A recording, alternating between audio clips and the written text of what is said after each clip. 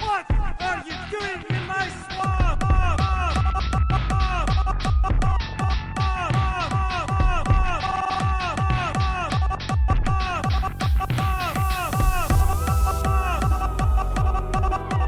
What are you doing in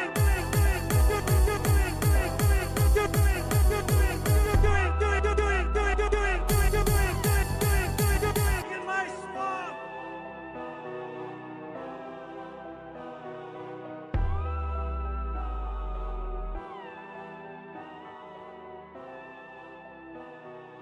Good evening, everybody. Sorry for the late start. We had some technical issues. We had a power outage twice today. It came back and was up for an hour and then decided to shut down literally right before we were gonna go live at exactly 5 o'clock. So we're a little bit behind.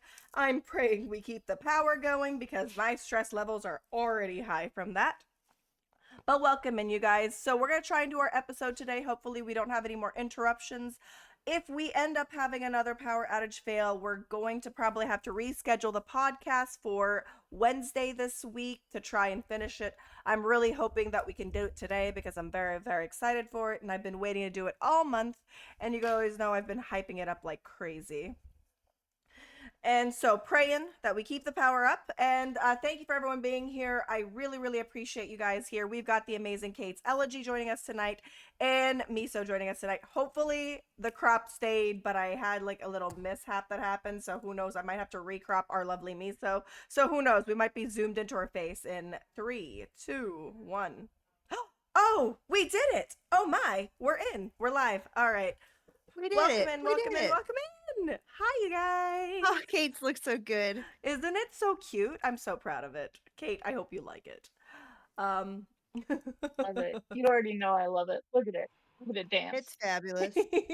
I really like the little fire, and I wanted to give you like a blue fire since we were doing a Celtic, like a Celtic folk focus episode. I was all like, I need to do some sprites and stuff like that that matches it. So I wanted the blue fire spires. What the fuck? You guys, I'm thrown off. I'm trying to keep it together, but I'm thrown off. It's okay. You do what you need to. There was a lot to deal with all of a sudden right before everything. Literally minutes before we're supposed to go. It's just, it's a lot. I know that I was So. supposed to wear Tinkerbell today as well. I got close to Tinkerbell, but when I put on the It's giving Tinkerbell dress, Tinkerbell. the Tinkerbell dress was not good. The one shoulder look made me look lopsided. It was not a good look, so I was just like, I can't. And then I realized I need a specific Tinkerbell wig because this wig is super thick. It's a very expensive wig. And I tried to put it up in a ponytail and it said no. It said no. It said no. fucked up. But yeah, so today we're dressed up as a little fairy because my topic is going to be on fairy rings, and it's going to be followed by Cu-Sith, and Kate will be talking about how do you say it? Is it Cu-Sith or Su-Sith? So it's Ku. Cu-Chi. Oh, Not Coochie. Ku-Chi. It's like a banshee. Cu-Chi. Okay. Yeah. I'm definitely not Coochie. going to call it Coochie the whole time. Certainly. Who would do such a thing? Like I said, Gaelic is inappropriate. We can definitely go English on this one, like American English, and just call it the fairy dog. Fairy dog or Kushi, not Coochie, Kushi. No, Yeah. not And then- Coochie, no. We've got the Celtic bovines, which Miso, you're covering 2 different cows, right? Yes, we got the glass. Now, I'm not going to be able to pronounce anything during mine, so you're going to have to bear with me. But the glass Gibbenen, Okay. Gibbenen, I pronounced it. And then we also have Don Couliong, or the brown bull of Cooley. Oh, that sounds fun. Okay, I'm excited for this. So, we have a boop request from Kate. So you ready, Kate? 3, Ooh. 2. Yes, I'm ready for this boop. Did you boop me? Hopefully you did. Boop. I did. I Thanks was for the all with boops. that blue flame. And because we're covering needed it. Celtic bovines and we have Raven redeem it, meow! So there we go. All right, so my topic is going to be on fairy rings. How many of you guys have actually heard of fairy rings? I have. You have? Have you seen any? Mhm. I feel like I've seen some. If they're what I'm thinking they are. Okay, and then Kate, have you ever seen a fairy ring, or do you know? Well, you clearly know of fairy rings, but have you seen one yourself?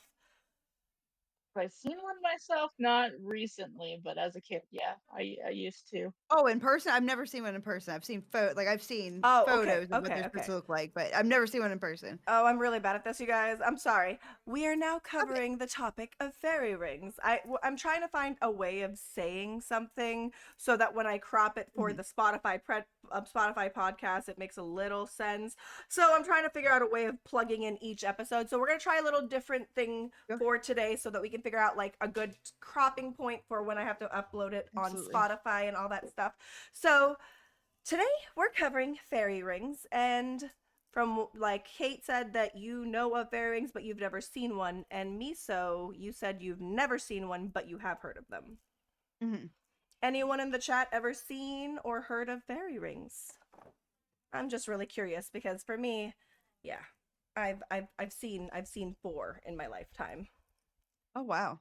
Yeah. Yeah, I used to do them when I was a kid because living in Missouri, you know. Actually, two of them I found in the Philippines, and then two of them I found in a city that I used to live in called Davis, California, and it was right next to the kids' park. And I saw all of these when I was I saw all of these when I was a child, and as an adult I have not seen them anywhere. Like as an adult I have not I seen them anywhere. Interesting. Yeah, I Right, yeah, it's always childhood in the parks I was near about to say, near is that child something that's places. interwebbed to what they are or like what they symbolize? I actually I'm assuming don't know. maybe? There was nothing that specified if it is, but all I know is my experience, I've only seen them as a child. Well, So, I know that a lot of things only appear someone did the or, boops already. kid. Kate did the boop, but I'll give you a free boop. Are you ready, Incubus? Ready? Three, two, one. Did you boop it? Hopefully you did. Toasty Toast says they've seen them, never. You've seen them. Wait, you've seen them do it, but never really counted though. You've seen the mushrooms do it, or you've seen mushroom like the fairy rings and not. So preposterous for the free boops. I'm so sorry. All right, so Generous boops. generous boops today. So Generous. I've always been curious about fairy rings growing up. I often heard people like say that you should never step inside a fairy ring.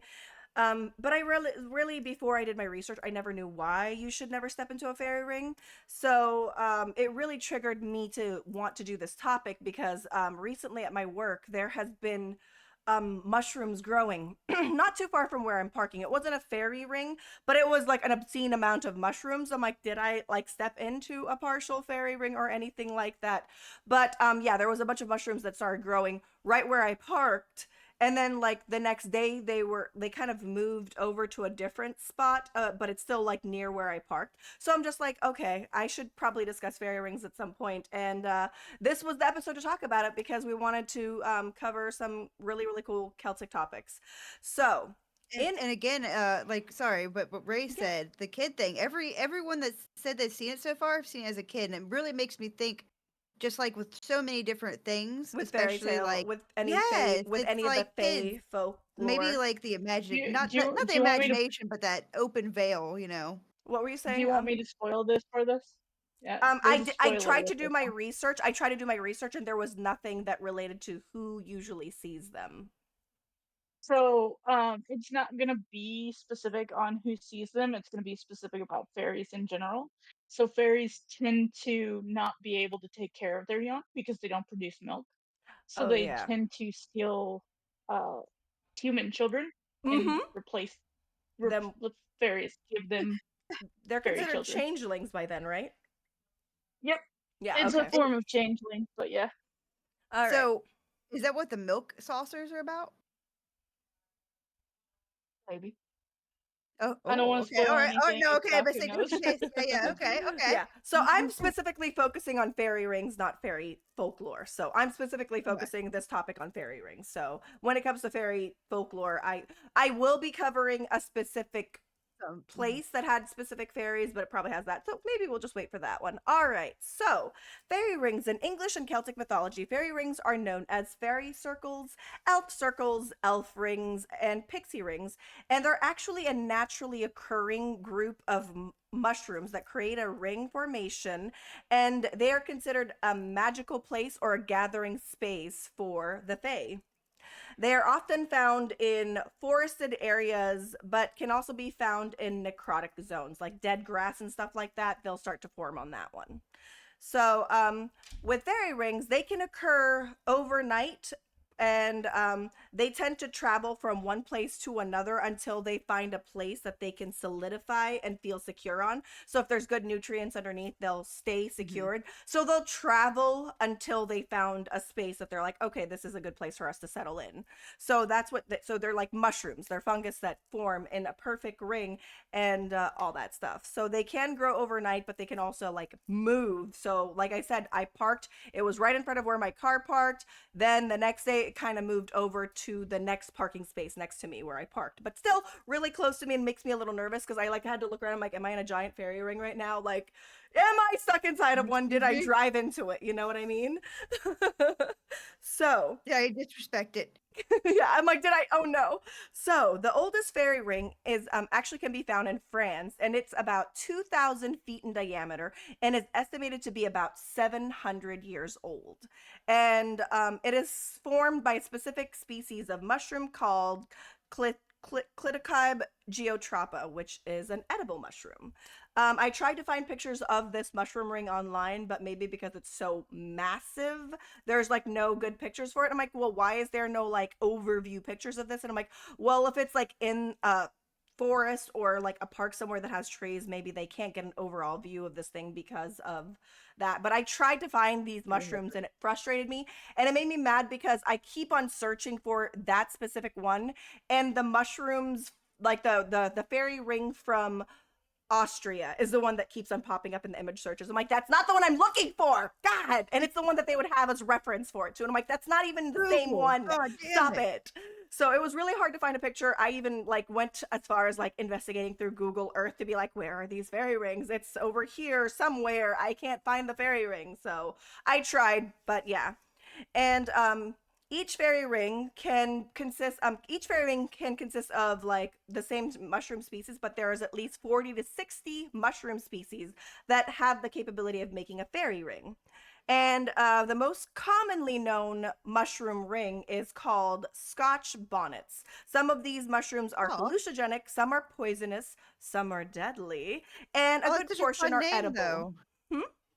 How could it be deadly with such a fun name? A Scotch bonnet. No, Adorable. Scotch bonnet is the more common one that people find. Oh, but the West different species of mushrooms that they have, some of the mushrooms that form fairy rings could be hallucinogenics, and people say that the mushrooms that Alice was eating was actually the hallucinogenic version of the fairy ring. And then there's the poisonous ones, and then there's the deadly ones, which are the red with the white spots and stuff like that. And then, but a good portion is edible. You just gotta gamble if this is like, if you don't know anything about mushrooms, I wouldn't gamble, but no, I would never. I would never try to forage mushrooms on my own. Let's see, what did we miss in the chat? Anything we missed in the chat at all for this? Jack is here. Sassy Jack. is here. Toasty was talking about his grandmother pointing out some fairy rings and that he'd go find some. I really want to find a fairy ring again, just so that I can see it and take a picture of it. Like, I really, really want to find a fairy ring again, because I last time I saw him was a kid, and I didn't even think anything about it, because for me, I'm just like a kid, you know. So I'm just like playing around, and I wasn't really like, I didn't really read fairy tales growing up. I read a lot of Mother Goose and stuff like that. Like in the Philippines, I didn't get the stories that focus on mushroom. Like I didn't get the Irish folklore or anything like that. Like those stories, you know? So growing up for me, I never thought of like what a fairy ring would be. Like I just thought, oh, that's a really cool formation of rings. Carry on with my life, do whatever, you know? But oh man, what if I stepped into one without knowing that I did? I don't recall ever approaching like it's very the rings. For me. I don't recall approaching the rings, but I do remember that I threw flowers into a ring because I was being like a little fairy when I saw the mushrooms, like, I'm a little fairy, and threw flowers in there, but I hope that wasn't disrespectful or disturbing. No, I feel like they'd appreciate that. They'd probably be like, thanks, kid. Like, I didn't touch it, I didn't enter it, but I did throw flowers into it when I was a kid, but yeah, and it was I just can't believe they can be temperamental little bitches, so. Oh, yeah. So, we've explained what fairy rings are. So they're a formation of mushrooms and all that stuff. And people often, like throughout my research, it's very often referred to as a magical gathering space. So when, like, no matter what culture I look at, it was always referred to as a magical space, and every single time it has to do with a fae folk in different areas. So Right. fairy rings throughout the world. In Germany, they call them hexen rings, which translate to Oh. witch rings, and they believe these were formed by witches while dancing around in the moonlight, as well as during the celebration of Walpurgis night, which is celebrated on April 30th and May 1st. I don't know anything about Walpurgis, but I did ask Kate to give us a little summary of what it's about, if you wouldn't mind telling him like what it celebrates specifically. Yeah, definitely. So, what it celebrates specifically, in terms of today, is basically the burning of witches, the spring equinox, and so they have a lot of May. Oh my gosh, your your face. They have a lot of what are they called? Maypoles. Yeah. They even celebrate with the witches' brooms, bonfires. It's like Halloween in spring, pretty much. A lot of alcohol, a lot of adult dancing, a I lot want of to go. I want not to freaking go. Wait, but you said witch burning, so it celebrates witch I burning? say, but they're anti-witch though. so that's it's kind of to ward off evil spirits. So not specifically, oh you're Wiccan, we hate you. It's curses, bad spirits. And actually that's where spring cleaning came from too. Is they would bring in new foliage into their house, like in Christmas they do deck halls. Well, they deck their foyer, It's deck just so their funny living because room. that seems like such a pagan or like wicked, thing to It do. it, it was. It was Yeah. naturally a The pagan irony. thing, and then it became more of a Christian. You know how Mhm. Christianity gets Of course, Oh sometimes. yeah, they stole baby. Christmas, they stole Right, Hands in Easter, there. they Yeah. stole, they just steal things. They're like, I like that, it's ours now, we're gonna make it We're just religious. gonna take right. Like that. even the maples are actually very, very pagan. So what the Oh maples yeah. are they're upside down brooms that they attach their loved one's name to, and like putting it upside down in the ground, it's supposed to invoke fertility and fortune and luck. Okay, so that's kind of a summary of what Valpurgis is. And like I said, that's celebrated on April 30th, May 1st That's really cool. situation. Yeah, it's kind of cool, but I was like, I don't know. And it's spelled Walpurgis, and I'm all like, and then I'm like, that's not how you pronounce it. And so I had to listen to like a Google Translate. They're like, it's So witty. Valpurgis. And I'm like, what? Valpurgis? And I'm like, okay, I'll just say Valpurgis. It It's is fun. fine. That was me with Yeah, everything. anything in German with a W is a V. Yeah. And then, so we continue on with fairy rings throughout the world. In Austria, they believe fairy rings are a result of dragons burning circular rings, causing the dead grass, which then invites the fairy rings to grow. So they believe that dragons jump around and play and make like fire rings, and burn the grass and kill the grass, which then starts the fairy ring, and then mushrooms develop from that. So that's what they believe fairy rings are from dragons. In the Dutch, they believe fairy rings are locations for the devil to churn milk, and they are Oh, often afraid that if their cow enters a fairy ring, aka a devil's ring, it causes the cow's milk to go sour, and it's no. no longer able to produce good milk. So that's like a fear that they That's a good had. one. Yeah. In the Philippines, they are called Sing Sing ng Diwata, which are associated with Diwata. Diwata is the Tagalog translation for fairy. So in the Philippines, it's known as a fairy ring. So it's called Sing Sing the Diwata, which is the ring of the Diwata. And then the thing that I find interesting is like throughout these different areas in the world, all of them have the same kind of like concept that it is a magical space, but they all have different things. But the one that had the most different is specifically in Ireland. But we'll go into the topic of fairy rings in Ireland because they're different in a sense that they're not made out of mushrooms for that one. Okay. So why shouldn't we step on a fairy ring? So here's the bad thing about the fairy rings. Let's see. Hi, Epic. Hello, Epic. Welcome in. Well, you made it. We were almost not gonna make it, Epic. So like I said, we're trying to do the episode today, but we did have a power outage twice today. So hopefully we keep our power on. If the power goes out, we will just redo this episode on Wednesday. But we're gonna try and fulfill it today and work with it today. So we're gonna do our best today.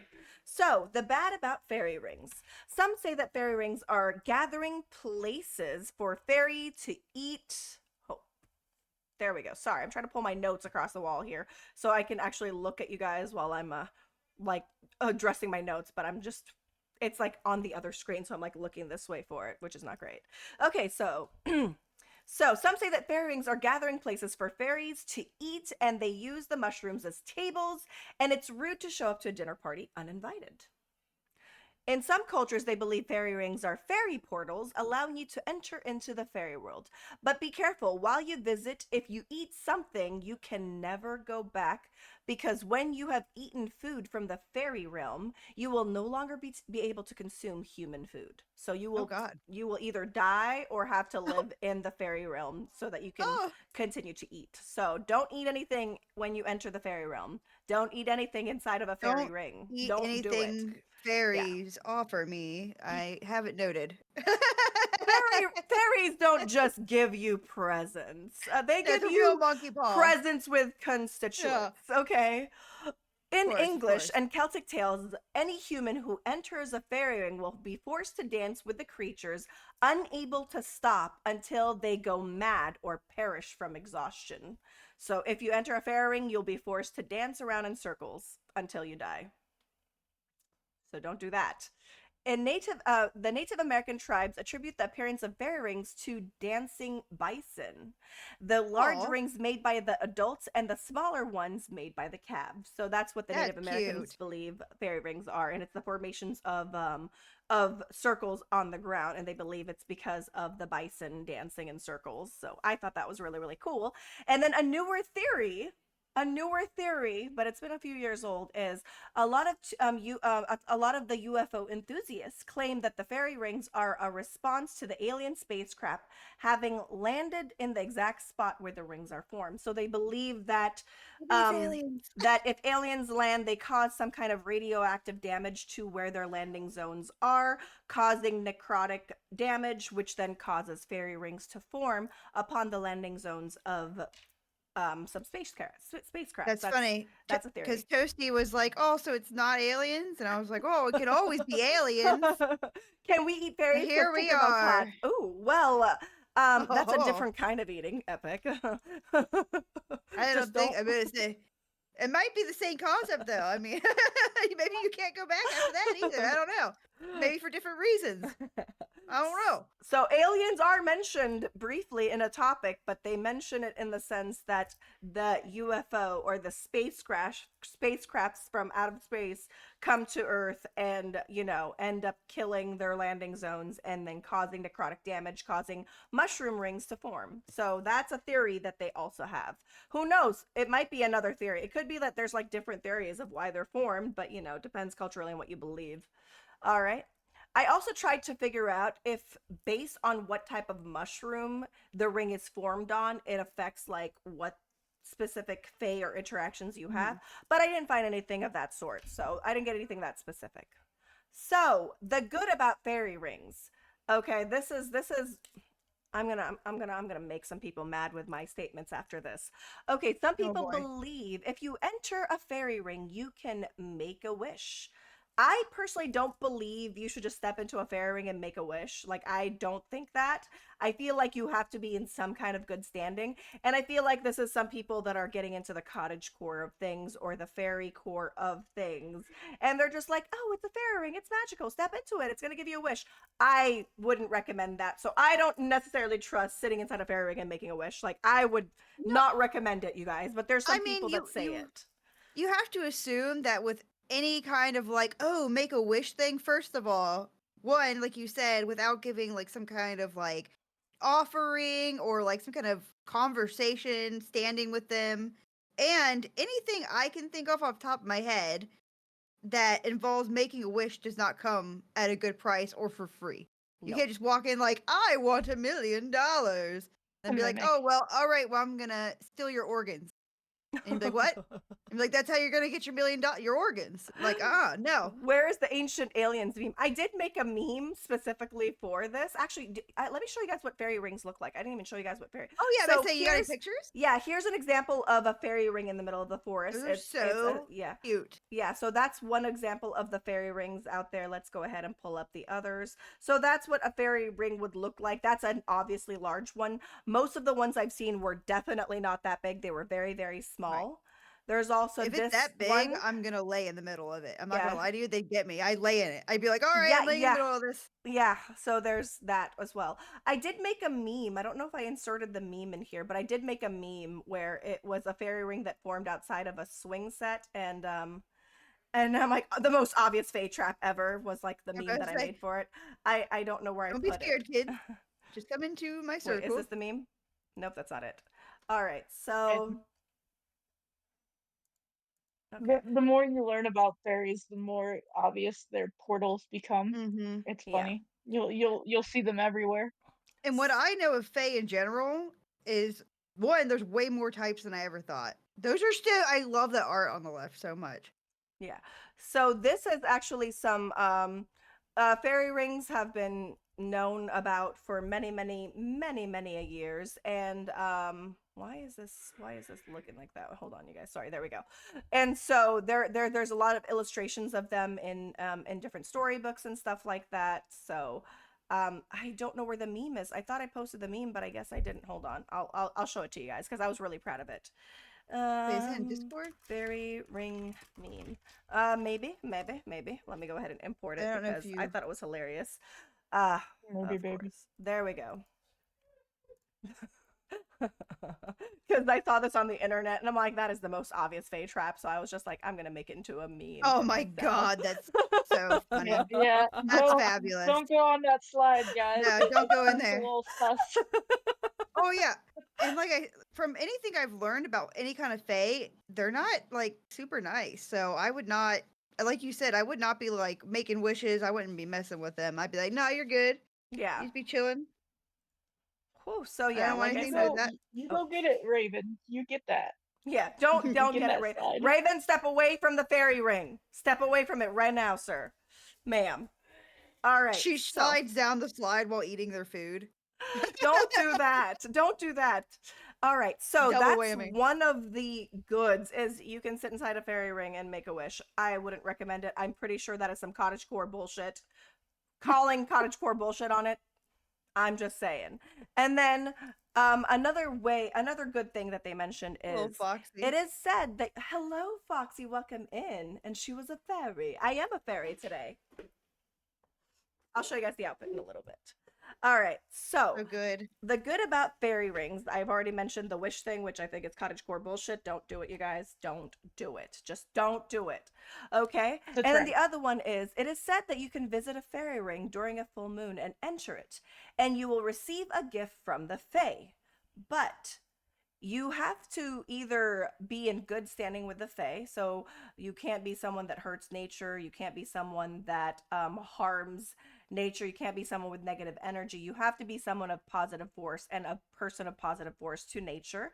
And if not that, then if you are part fae, you can step inside the circle and they will give you gifts, because there are a lot of people that are part fae that are living with us. So there are some people that are Okay. part fae, and they believe that if you're part fae and you step into a fairy ring during a full moon, you will get a gift. Or you have to be in good standing with the fae, which means you have to be someone that is caring for nature.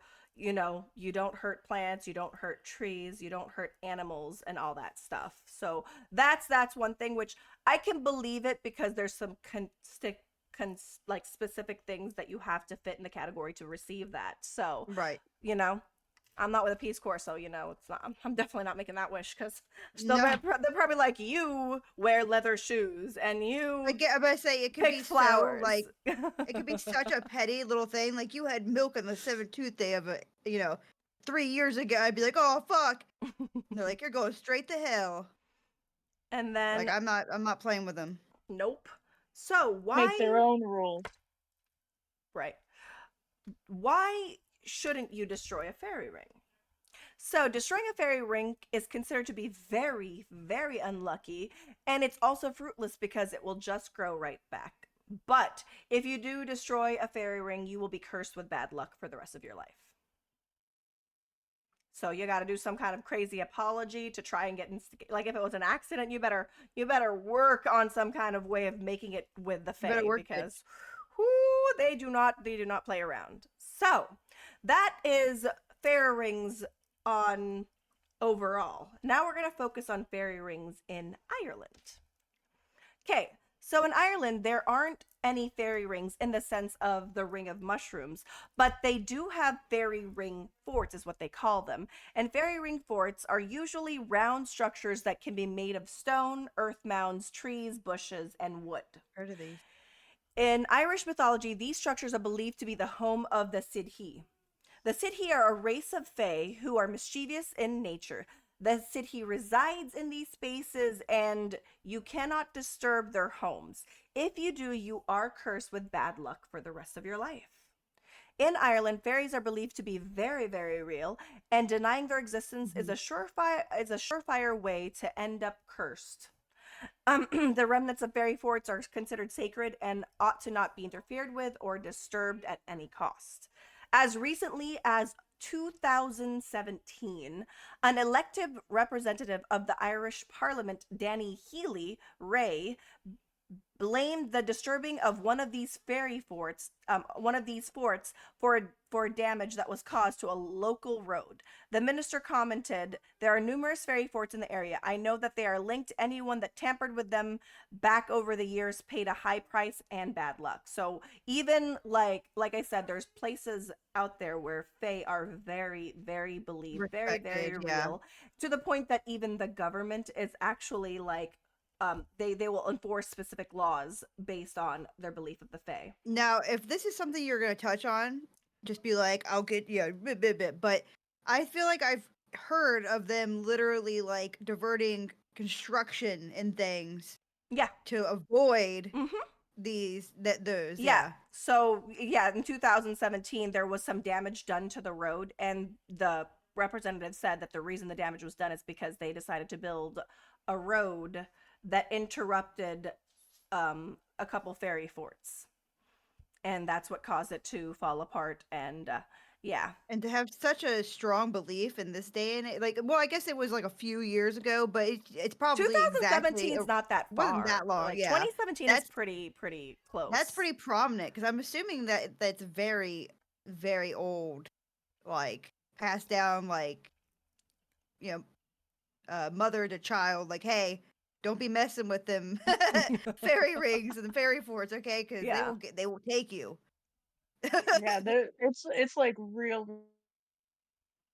Kate, Sorry, you broke up you there. broke up real there, Kate. hardcore traditional. It actually they didn't start shying away from. Oh, I'm sorry. Can you hear me? Mm-hmm. Yeah, we hear you now. Okay, perfect. So yeah, it's real strong tradition in the Celtic regions.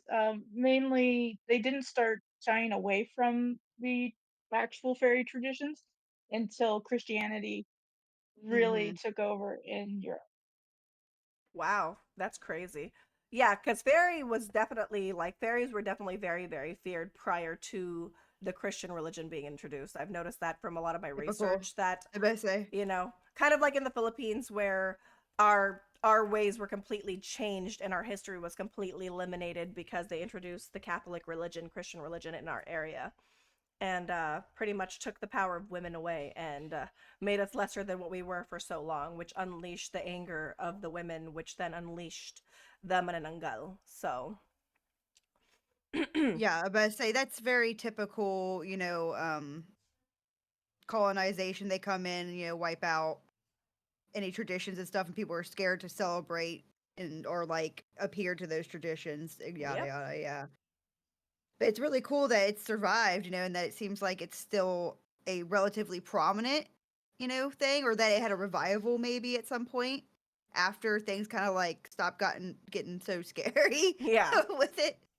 you know, So religious Toasty wise. Toes actually mentioned the fairy environment was a bad thing, a big thing in Iceland. When I was there, they rerouted a whole highway to avoid fairy areas. Actually, that is one of the topics that I will eventually cover. Toasty Toes. I am actually going to be. That's one of the topics that's on my list of things to cover eventually, and it's the Hilda folk. I think is what it's called. Let me see if that's what it's called. But I was going to do I was going to cover that in the future as well. So the topic of fairies in Iceland is one of the top ones that I plan on covering. Not so soon after the fairy ring episode, but in the near future. That is one of the topics that I have dog-eared and all that stuff, and I've started to get some resources together for that. But that is one of the topics that I will eventually cover, which is where why can't I navigate on my phone right now? Technically, they fall into the Celtic region as well. Iceland, Yeah, it's the Norway. Hulda folk. Yeah, the Icelandic fairies called the Hulda folk. I will be covering that at a later date, specifically Toasty Toes. Yeah. So hold on, sorry. Then Maybe we can do a whole Fae episode, a different phase or something. dude, that would be fun. I would love that because I'd there's like so that. much, but it's going to be funny because we're going to have such similar even though we're talking about different things, a lot of things are going to be very, very similar as of like Right, interactions, right. punishments, and all that stuff. So, fairy rings in Ireland. So, like, even the minister in 2017 mentioned that you shouldn't mess with fairy rings.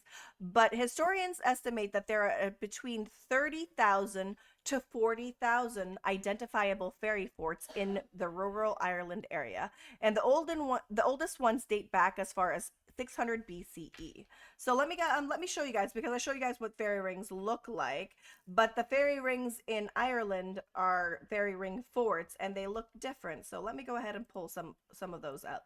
So here's one where it is actually like a mound, a dirt mound that forms a ring, and you can see that there's trees growing on it. So there's that one that has the dirt mound in the center. So that's one of the ones that you can find in Ireland. There's this one which is more Oh of like wow, that's the huge. rock. Oh yeah, yeah, Oh where wow, it's like rock formations and stuff like that. And I that's believe really cool. I believe the one that they interrupted in 27 looked similar to this. Like So they did some this construction and picture on the right side is very interesting. The like texture and color difference yeah. within itself. It's so evenly like I don't know if that's just like a lighting thing with the photo or if it's literally just like that different of a color Yeah, in I that don't know. spot. I don't That's very know if interesting. like it looks like it was somebody's property as well, so maybe they put Hmm. something here, but that is Oh, that's one true. of the fairy ring examples as well. Oh yeah, that's from Fairy Tales. All right, so It let was me go it back. was aliens. Twas aliens, always aliens. I would love to go to Ireland someday. Hell yeah, rock and roll. The place was awesome. What was awesome? She was a fairy. I am a fairy. All right, so that was fairies in Ireland. And in conclusion, fairy rings are actually mentioned quite a bit in different movies and in video games. And more commonly, the fairy rings have actually, like, the most recent one that I can think of is the fairy rings in Baldur's Gate 3. So Baldur's Gate Oh, 3 has fairy rings, and I lost it when I saw it. I'm like, oh my that's god, amazing. fairy rings. So hold on, let me show you guys. It's the little things. Y'all know already, but this is the fairy rings, the unactivated fairy ring, and so like the even Baldur's Gate 3 at It's some so point good. introduced fairy rings into the video game, which is really, really cool. Yep, Spiderwick Chronicles, but Spiderwick Chronicles had like a bunch of fae everything, which was really, really cool. But yeah, That's so so cool. that's the fairy rings in Baldur's Gate. And let's see that, yeah, like I said, my topic's a little shorter because it was really hard for me to find sources for this, but I hope I gave you guys enough of it. So No, that's as awesome. I asked in the beginning, for those of you guys that just came in, have you ever seen a fairy ring? Have you? If so, did you know that it was a fairy ring, or was it just like a random formation? How old were you when you found it? Oh, did And you see a mushroom one or did you see a mound or for me, rock one? That'd be interesting. yeah, so for me, I have seen at least 3 to 4 fairy rings in my lifetime. Um, a couple of them were in the Philippines and they were white mushrooms. And then that's the one I threw flowers in. I remember that much. And then a couple of them was when I visited the United States to spend some time with my mom. And I was playing in the park not too far from where we live in Davis. And right next to the playground, was a fairy ring next to a bush. So there was a fairy ring just settled over there, and I thought that was really, really cool. And then another one, I went on a hike and saw it somewhere there too. So I've seen at least 4 fairy rings, but like I said, I've only seen them as a child and not as an adult. Maybe I need to go hiking, but that means I have to touch grass, and I'm not really You good at the touching grass right. situation. Then I have to Ugh. hike, so it's like so You know my what question this? for you. Oh, sorry, go ahead, Kate. Oh, I'm sorry. No, Because no, you're Raven said absolutely fine. that she also had noticed them as a kid. Um, this is a revelation that we all almost got snatched as children. So just be Actually, I asked careful out there. Baguette, but Baguette, I'm like, have you ever seen a fairy ring? She's like, nope. And she made a really joke. She's all like, fairies don't want redneck children's kids or Oh my anything god, like it's that. true, it's Um, me. I've never seen one either. I'm a little hick. They don't want hick children. Either that or I'm so unobservant that I was just like, do, and just kept, like walking I past like how them. the argument is fairies go after like children that are, this and that, and they're like, oh, redneck children don't get kidnapped by fairies. But boy, do they get kidnapped by aliens. They did, but say they know there's a deal there, obviously. The alien's like, we I, get this, you get that, right? Deal? I was We got our right. group, you got your group, right? A We're little gonna work treaty. together in here. I thought we established that fairies were actually aliens, and it's just different processes Different, of maybe kidnapping. different species of alien.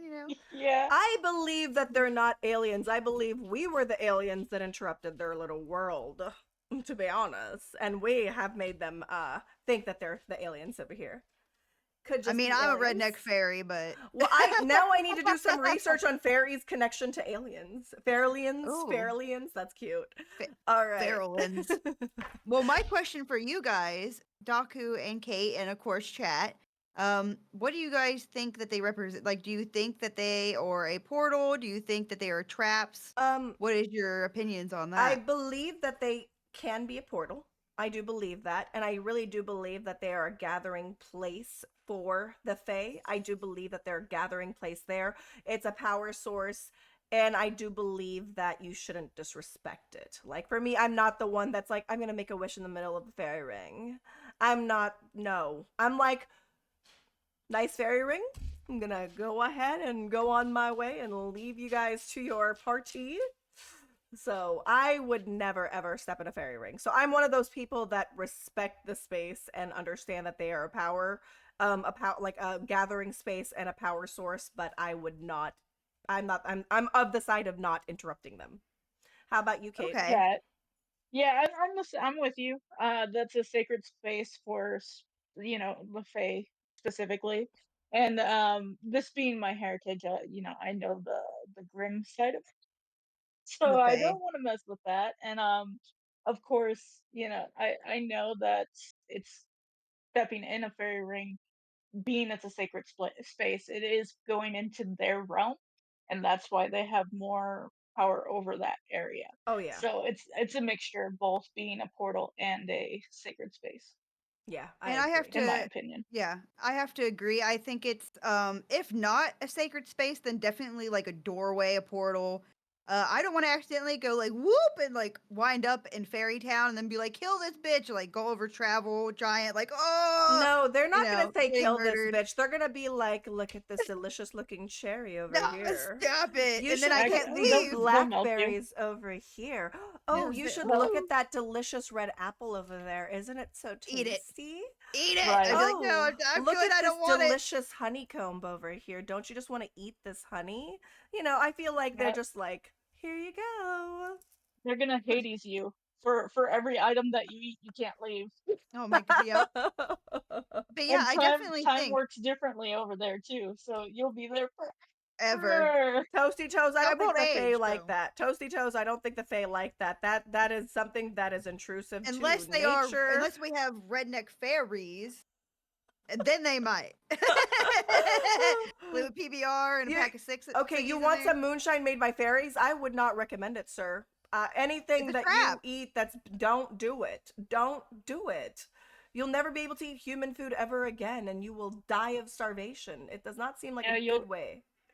you'll never be able to leave the Fey realm, Nope. actually, because And once you take a bite, it that's it. literally Game over, it's like man. Hades. Yeah, it's like Mhm. Hades giving Persephone the pomegranate seeds. Yeah, Well, the thing with can't that do it. is time also moves differently in the Fey realm. Like there was a story that I read about this little girl who her mother sent out to go and grab some bread, right?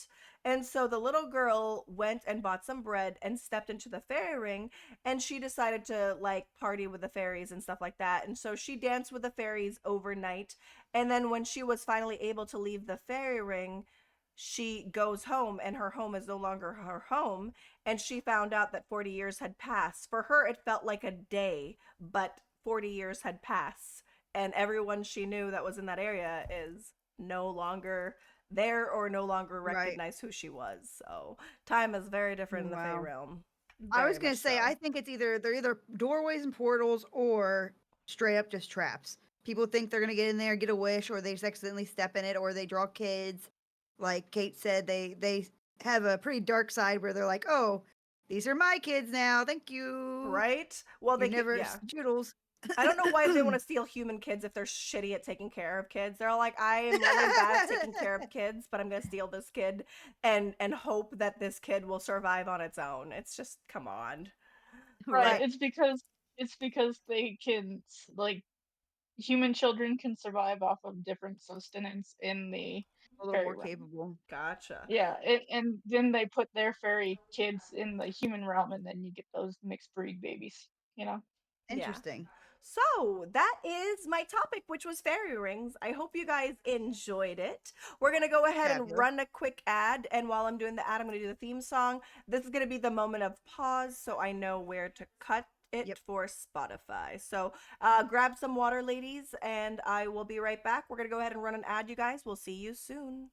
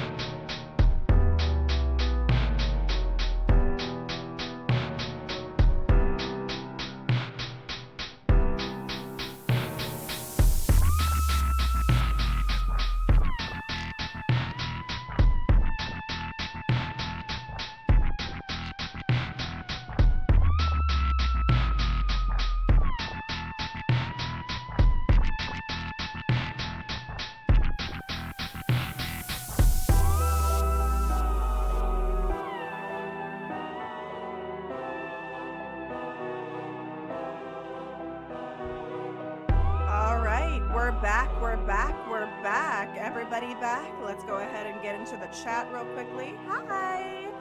Yeah, welcome back, welcome back, welcome back. We've got 10 seconds before the ad ends. Did you get your water?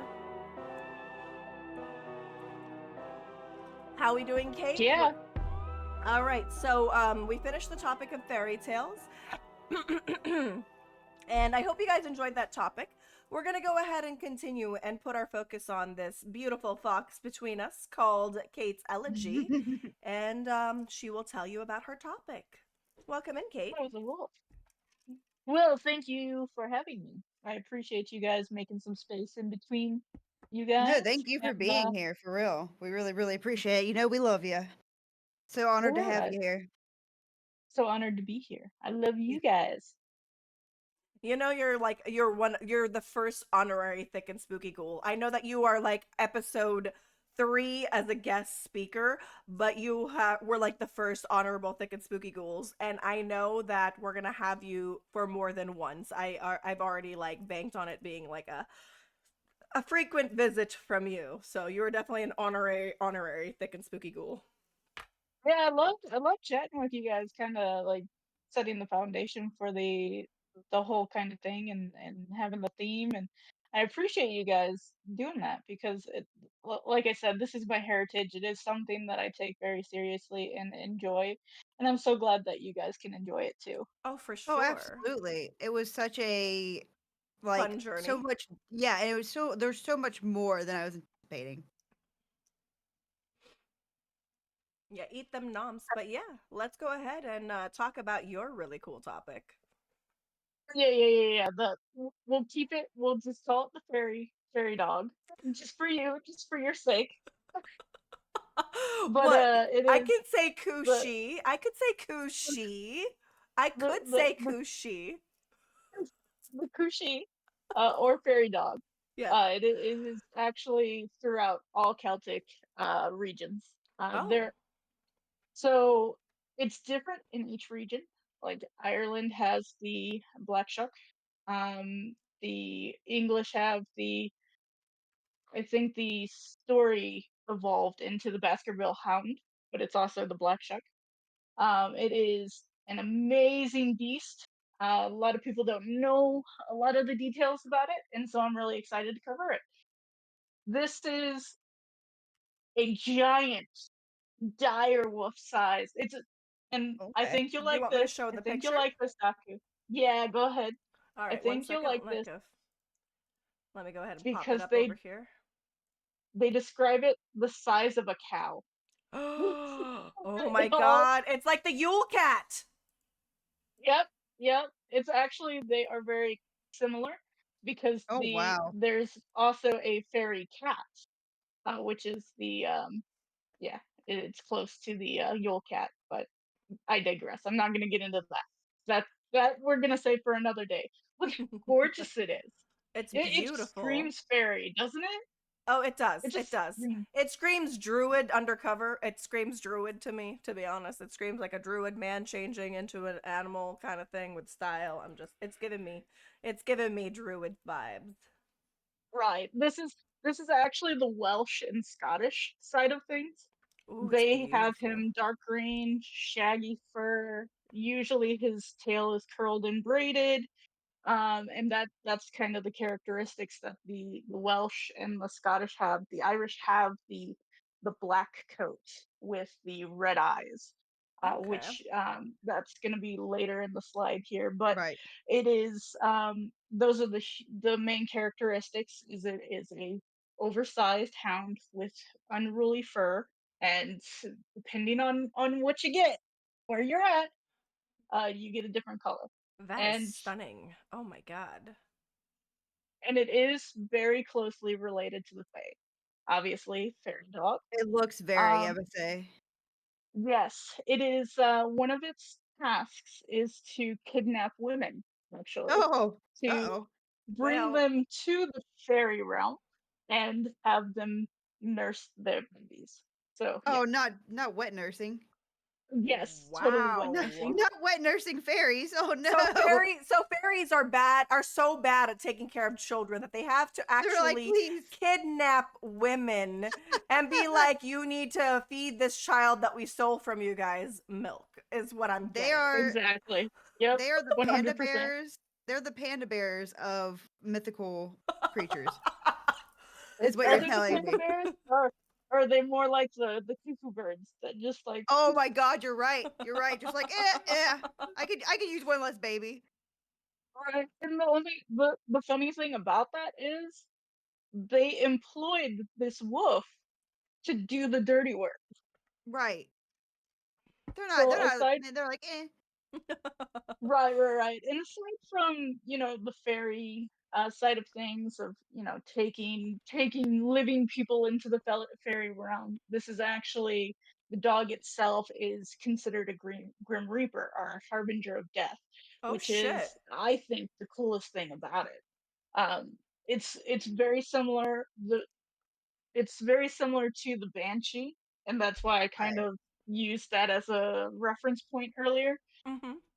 except for instead of a whale, it howls, and the Okay. howl is so loud that it has been notated to be heard over sea. So Wow. seamen, men at sea, have documented You're hearing the killing me, wolf Kate. You're howl. killing me so much. Right. Oh my god. So coochie and First you say semen, who, she, and now the semen come. Oh my god, you're setting they me go up. hand in hand, You're just Daku, setting it up okay? for me. You're just setting it up for me. I'm so Right, right, sorry, right, Kate. I'm right. so sorry. It's all Carry right. on. It's great. And We're good girls. We could do this. basically, it went mother hen on everybody, and you only get three howls. So you have two howls, your warning howls, to get Okay. to someplace safe. And if you don't get someplace safe by the third howl, you die of fright. And then the wolf comes in, collects your soul, and takes you to another realm, be it the fairy realm or be it the afterlife. Do you want me to Okay, show so are the? And they Just let me know when you oh want me to sorry, go show the ahead. next picture. you can show them whenever. Okay. And And if you have questions, don't hesitate to interject. but say I was So curious, are they like so I know you said that the howls are a warning. Do they kill the person? Are they responsible for it? Or are they just transporting or transporting. both? So the howls themselves are supposed to instill fear, and men Right. have been known to die of fright from the howls. But But it it seems is like they're kind of almost a warning them, right? Yeah, like, Okay. hey, get Well, out of here. so kind of like with banshees, they usually scream or screech when somebody in the household dies. Toasty Toes, I don't know what this is, but Toasty Toes, they're kind of like church grim. Graveyard dog? Is that? I don't know what graveyard dog is. I actually don't know what the church grim are. Oh, okay. But are You you have to let us know, are Toasty. you referring to like hellhounds? Yeah, Toasty. Are you referring to like hellhounds, or is graveyard dog a whole different thing? If it is, then we'll do some See, research on this that one, later. this version of the what is the English name? The Fey dog. The The Fey dog. That's Yeah. right. Duh. The Fey dog. I keep thinking Coochie. Sorry, but Oh the Fey no. dog. This one's scary. The other one, I'd be like, "Ooh, doggy," and then I would die because I'd be like, "No, I won't. I'll pet you. I'll pet the magic Oh dog." yeah. That Oh, one's pretty sick. That one would get I me too. yeah. It's like I Like, can you said, bite? their appearance is very different from region to region, That's and crazy. Okay. the black shuck is a little more aggressive. Intense. They Yeah, I are say. said to be silent stalkers, so they're usually in the moors, they're along the highlands, stuff like that, and you won't hear them until they howl. Oh, that's so Okay. So creepy. they are, yeah, Very, it's very and stealthy. it's a very blood curdling howl too. So Right. it's very spooky, very ominous. They hunt you, um, but they don't kill you. They're the ferrymen pretty much. Right. And like I said, it is one of those things that that it can go either way. Either you're coming dead or alive with them. So if Right. you're out and about and they need some milk, they'll come get you.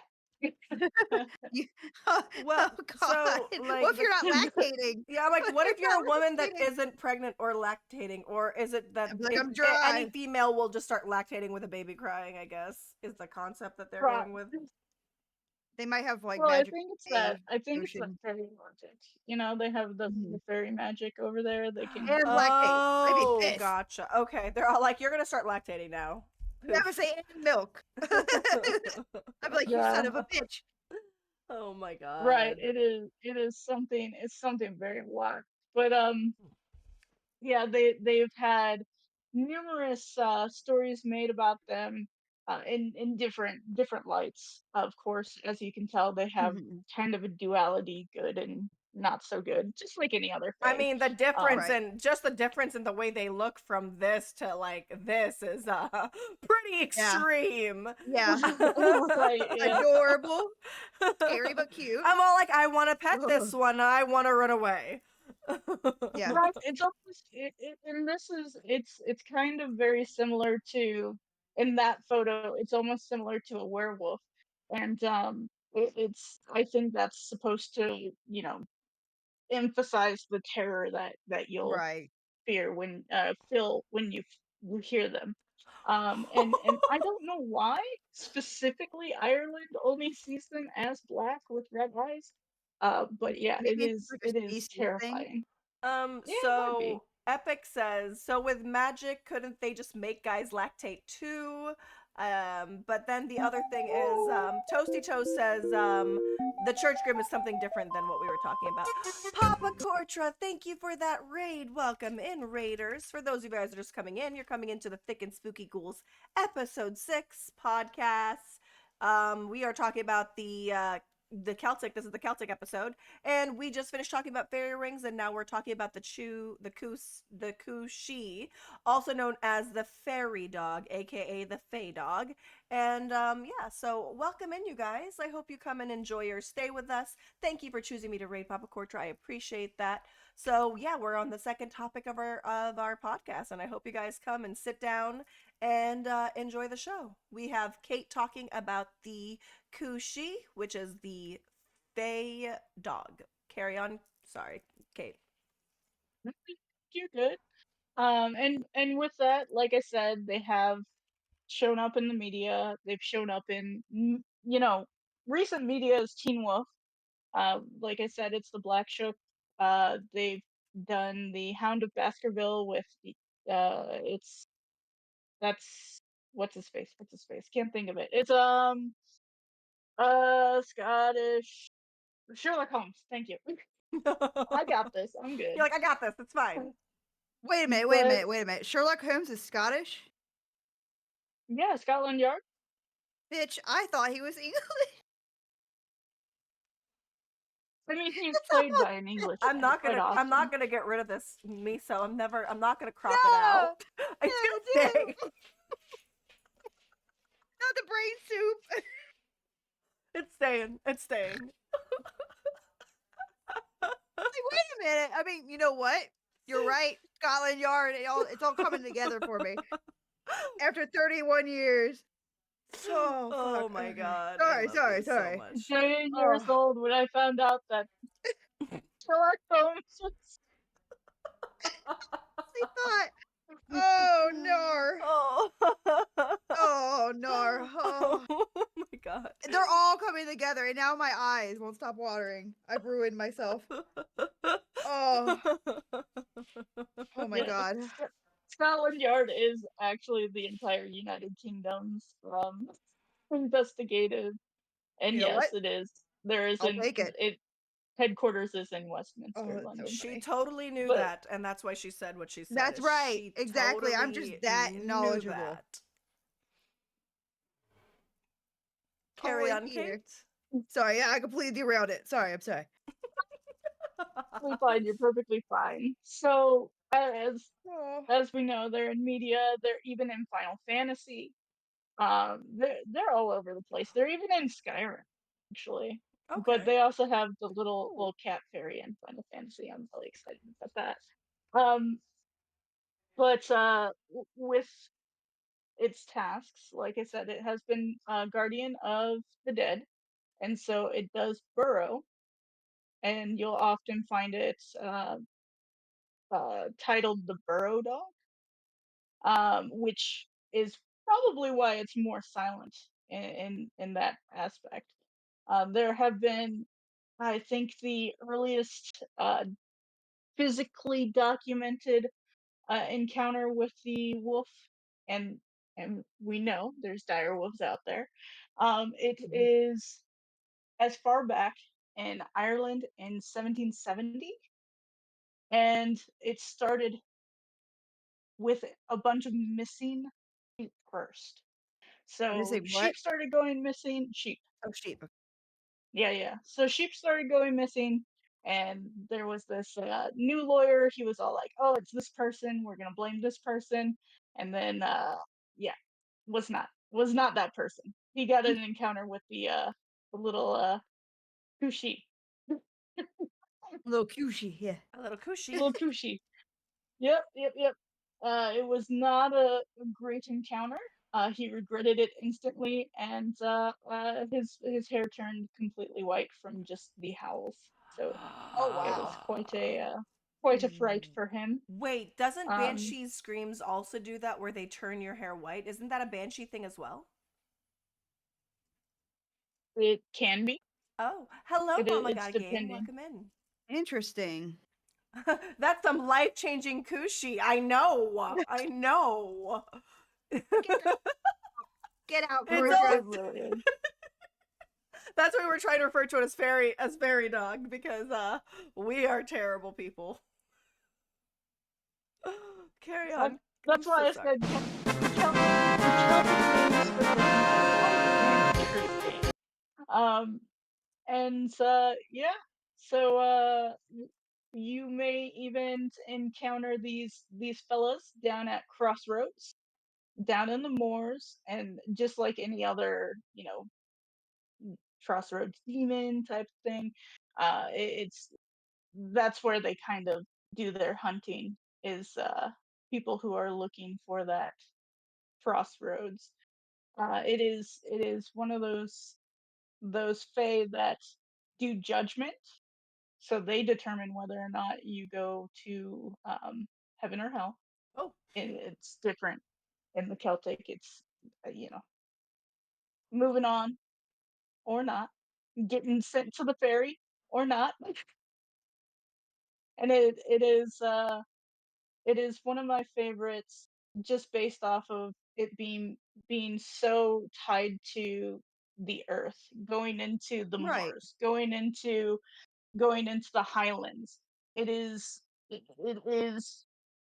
very, very, like, old Celtic.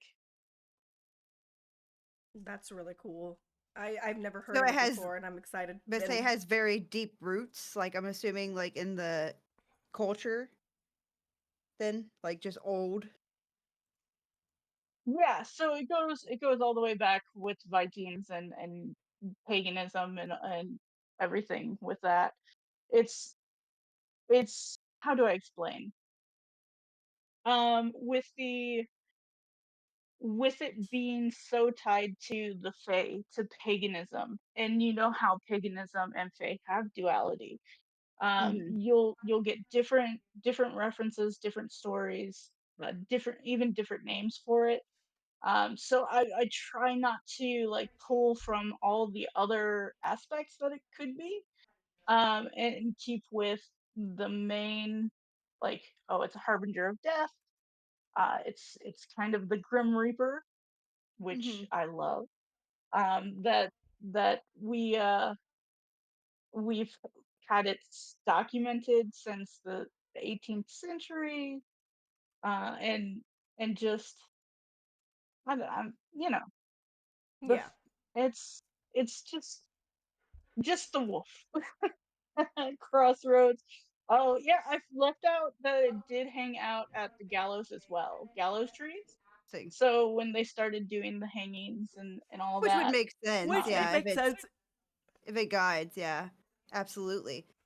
And with the Yeah. green one, like we talked about earlier, the green version, I feel like for me, if I were someone that was passing on and needed to be, ferried or ferried, but taken, to the other side, that's Very much. like would be such a beautiful. It would be such a beautiful sight for that one, especially because it's such like an ethereal Hmm. Mm-hmm. like vision. It's very calming. I know like obviously the howls and stuff aren't, but like the visual of that one, I feel like would Oh, the be first very one, the very first calming. one. Yeah, This one, I yeah. would be like, I love I'd be like, you. oh hell no. I love The you. second one, I'd be like, no, no. Yeah, that one, I'd be like, all right, I'm dead. I'd Let's go. willingly go. I'm coming with you. Yeah.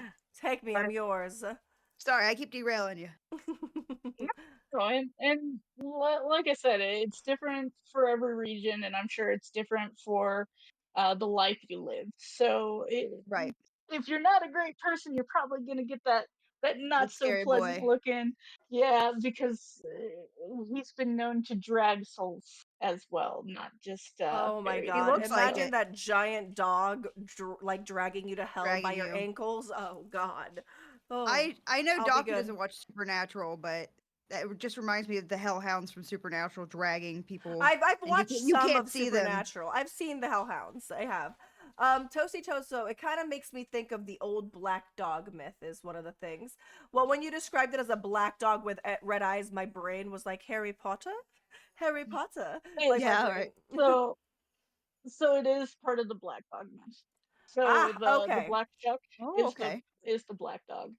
But like I said, I didn't want to branch off into all of the names. All the different, Um, yeah. simply because it is like I think the black dog is mainly the U.S. term, and it's a giant black dog, unruly fur that people see right before death, but they don't hear the howl.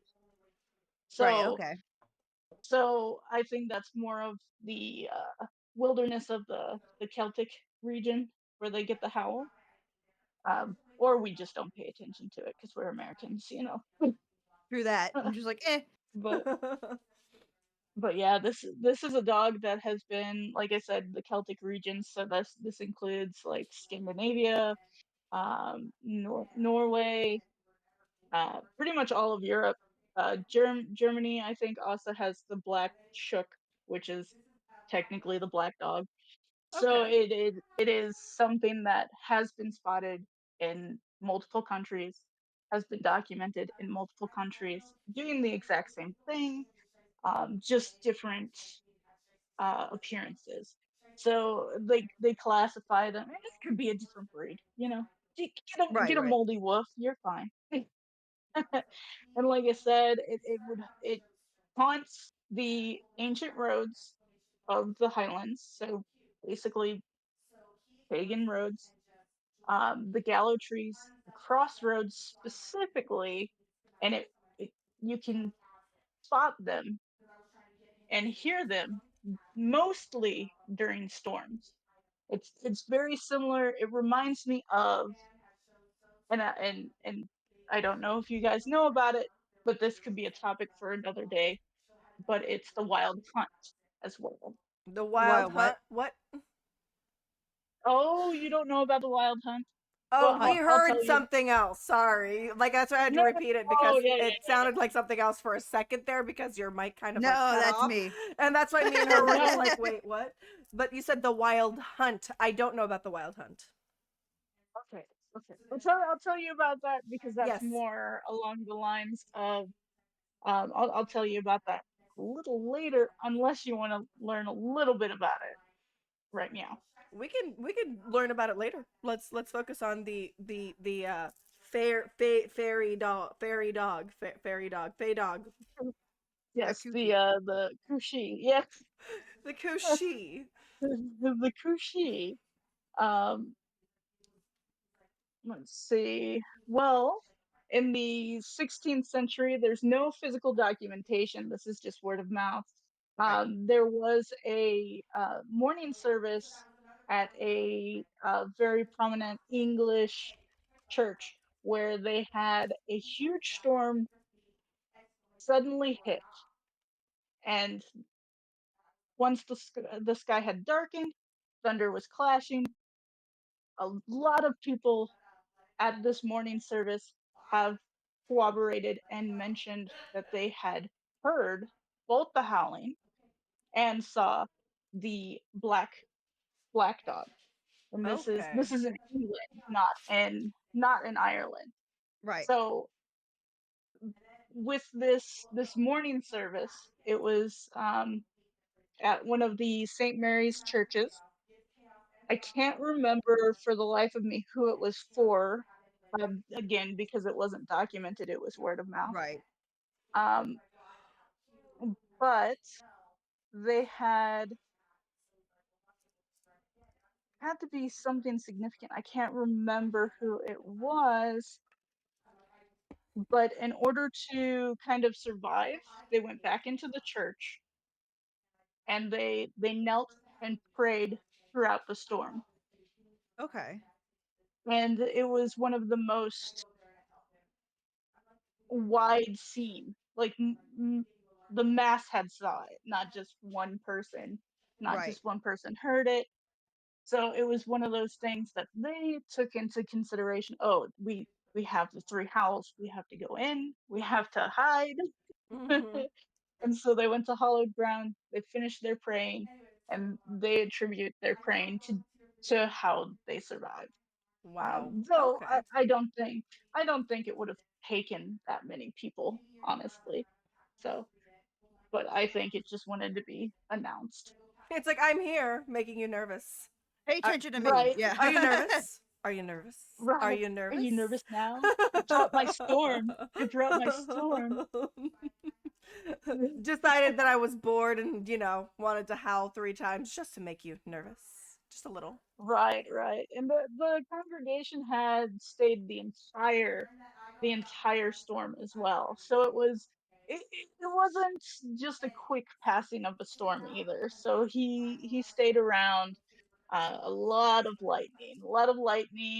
thunderstorm, howling going on. It was more than the three howls, but they were, like I said, on hallowed ground, so they were safe. They were doing their prayers. Eventually, the sky did clear, and the congregation, of course, petrified, uh, didn't want to leave,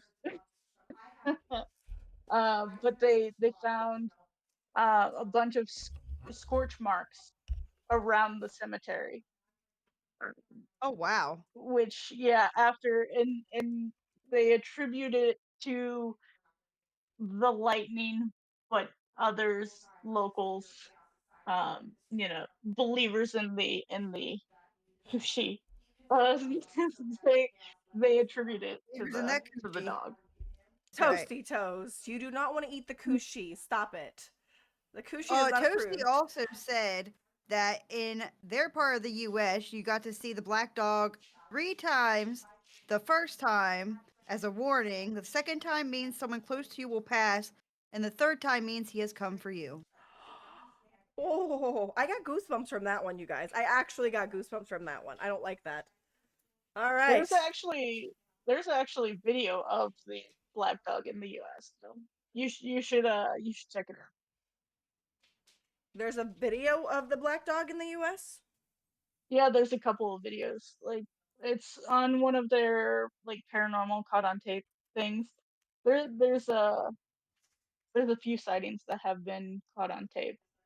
And So Kate, you're talking about how many people witnessed this event, this mass sighting of the Fey dog. I find mhm. that with a lot of things like that, I find it a lot more like convincing.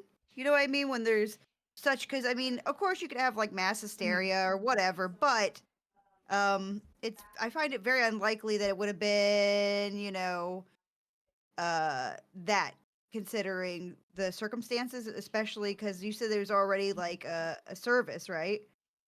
Yep, there was a Mhm. morning service. Yeah, it was already. Basically, the whole congregation gathered to. It was a member of the church, a higher member of the church. So they all congregated, the entire church, and that's where, I'm yeah, very curious it if it showed itself at once or would made itself known to so many people in the same congregation because maybe they had done something. You know what I mean? Like as a whole.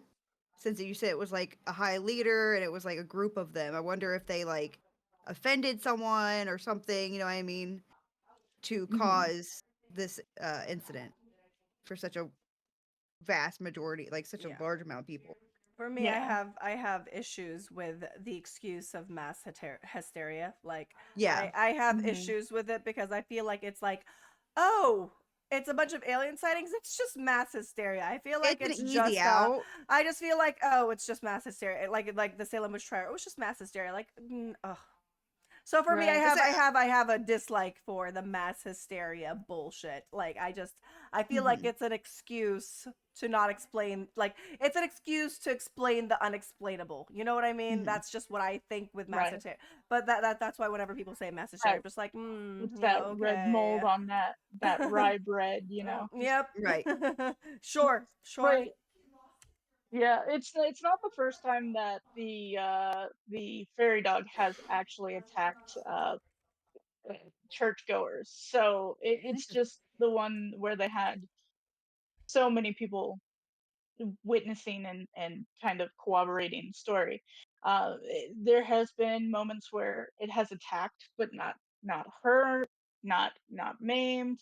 Um, and there's been instances where one individual had been killed, one individual had been badly burned because you know the the nature of the The beast. Yeah, Kushi. the coochie, that Yeah. spicy coochie. Toasty Toast says that they grew up hearing about this one because there was one over at Castle Craig. Yeah, yeah. So that's the ancient roads. So any of the castles, any of the old forts, it is a huge hangout for the nice little Kushi We say for the coochie, For the Kushi. for the little coochie Kushi hangout. The That's where for the the Kushi, it's the coochie for the hangs it's out. Kushi. it's where the Kushi hangs Yeah. out. But yeah, yeah. So see, Toasty knows about it. Toasty knows about a lot of things. Toasty is also very knowledgeable. Toasty Yeah. Toes is very much like you in the Mhm. aspect of topics like this. Like I was with them in a voice chat and they just went on a never-ending tunnel researching some stuff and just kept going and going till it was not even the topic we were discussing anymore. So Toasty Toes is Right. very much like you in that sense. Mhm. All right. That's why I'm like, no, I'm not gonna touch the black dog. I'm not gonna touch this. It's a I'm gonna lot. It's a focus on lot. this. It's a spiral. Yeah. Yeah. Yeah, and I mean there is so much that connects. It's almost like the 6 degrees of Kevin Bacon. You could connect Oh my pretty much god. 6 degrees of bacon. pretty much. So it is very closely related to other things. Like I mentioned, it could be related to the wild hunt. It could be related to a lot of the Fae abductions, and just all these other dog specific. Yep, chasing the white rabbit. Yep. That's why you have to stay focused because you could be all like, oh yeah, this could be related, but then it could not be Yeah. related. So you just follow down that rabbit hole. You're like, oh yeah, this dog is this, and this dog is this. But there's so many out there that aren't even like classed as fake, and so you gotta make sure that you keep it tight. Yeah. So But yeah, is so that with the sorry, go ahead. go on? I'm like, is that it for the for the kushi, or do we have more? Um, yeah, that's pretty much it for the main meat and potatoes. The rest is just media. Oh, So it would media be if mentions. yep, yep, which we've already mentioned. Final Fantasy. We already mentioned Skyrim. We've mentioned a few of the Hound of Baskerville. There is one specific by Sir Walter Scott. Let me see here. I have it written down somewhere. my hard drive completely fried, and that was what That's my notes were on. tough. So Oh my god, that sucks yeah, so much. Yeah, You that's a poor bad yeah, thing. it's time. right. It was like right when all this power stuff was happening. Let's see. Technology was like, "No, you're gonna lose your power. You're gonna lose your hard drive." Right, and I was trying to fix it while we were working on getting power back, but Oh my god. it's something that I'm gonna have to actually probably reformat, unfortunately. I'm sorry. It's Sir William Scott, The Lay of the Last Minstrel. So he had written about it in great detail, actually, calling it the Spectre Hound. And let's see here, still have some of the references. That's why. Just doing a quick scan. And it was about a soldier that had actually, again, he turned pale, his hair turned white, and he lost the ability to speak. He was only Ooh, able to spew gibberish. that's Oh wow. Um, crazy. yep, and this was 3 days later, he had died. Uh, never speaking of what he had seen. That sounds And it's very like so like died of shock almost, like delayed shock. You know what I mean? Because there's people, that you hear that have see something so traumatic, that they literally can't talk anymore. Like it's like a selective mutism or something like what I mean? mhm, There's actually certain cases yep, of alien encounters that have also caused that. Yeah, extreme trauma. Well, yep. thank And you. he Was was that it? he was Oh, yep, more. yep. Okay. That was I was just gonna say it was just a moment with the drunken soldier. Yeah. So he was not prepared. He was not ready. He was trying to have a good time. But yep, that is everything that's the basics, I should say. The basics that you need to know Oh, yeah. about the Kushi. Which I'm going to show you guys the picture of this beautiful thing again. So this is in some regions what it looks like, where it's this welcoming, beautiful, beautiful, beautiful wolf, to the other one, which is the Grim Reaper of wolves. So, But this is the Kushi, and that was the amazing Kate's elegy discussing them. So I'm so excited to have Kate. I've been waiting to have Kate in this podcast since December when she passionately spoke about the Yule Cat. And I'm just like, you're into this shit. Like, you're really into this shit. I need her as a guest, but I had people scheduled She is prior to just so her. much fun to Oh, talk she to has in so general. much information. Yeah. Eh, Also, she's just a comic wonderful books. human. Another one that she thrives in is, weird, creepy shit and comic books is Kate's elegy for you. But I say I don't Yep, know yep. shit about comic books, but It's okay. All you gotta know is Daku and I have matching tattoos. That's We I do. love that. We do. One brain cell. We all share it. All right, so that was the Kushi. We're going to go ahead and run a quick break, grab some more water, and then we're going to move on to our next topic, which is going to be Celtic bovines. So hang in there, you guys. If you need some water or you need to take a quick restroom break, go ahead and do that. We'll do a 3-minute break and we'll be right back for the Celtic bovine section of this podcast. So please hold on, you guys, and let's go ahead and enjoy our time. Again, thank you, Kate, for talking about that. We will have you for further discussions on the Celtic bovines, which you also helped with research, so that's really, really cool. All right, here we go. Yes, that Let's was go ahead. fabulous. Oh, I know. Here we go. I'm going to go ahead and pre-roll the ad so that we can get that out of the way for Miso, and then I'm going to go grab some water.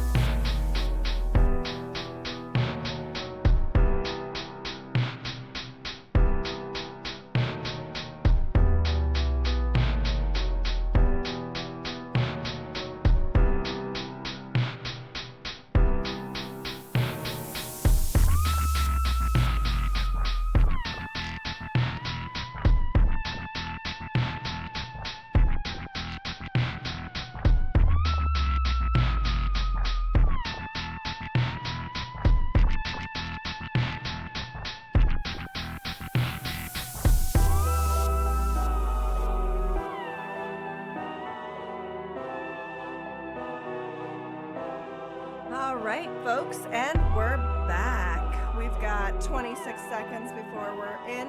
Actually, 15 seconds until we're in. So we're back. Hold up. Let me go ahead and get into the right screen. Oops. Nope, not that one.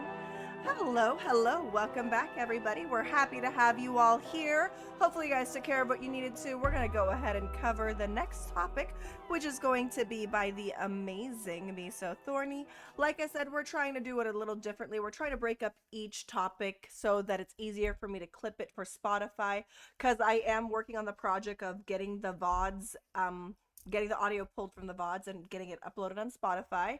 And I think the easiest way to do it is by uploading it per topic instead of the whole entire episode, since, like 60 minutes is usually the attention span for people with podcasts. So we're trying to fit into that so that we can bring people in and people can search for specific topics if they wanted, if they don't want to hear every single topic we cover.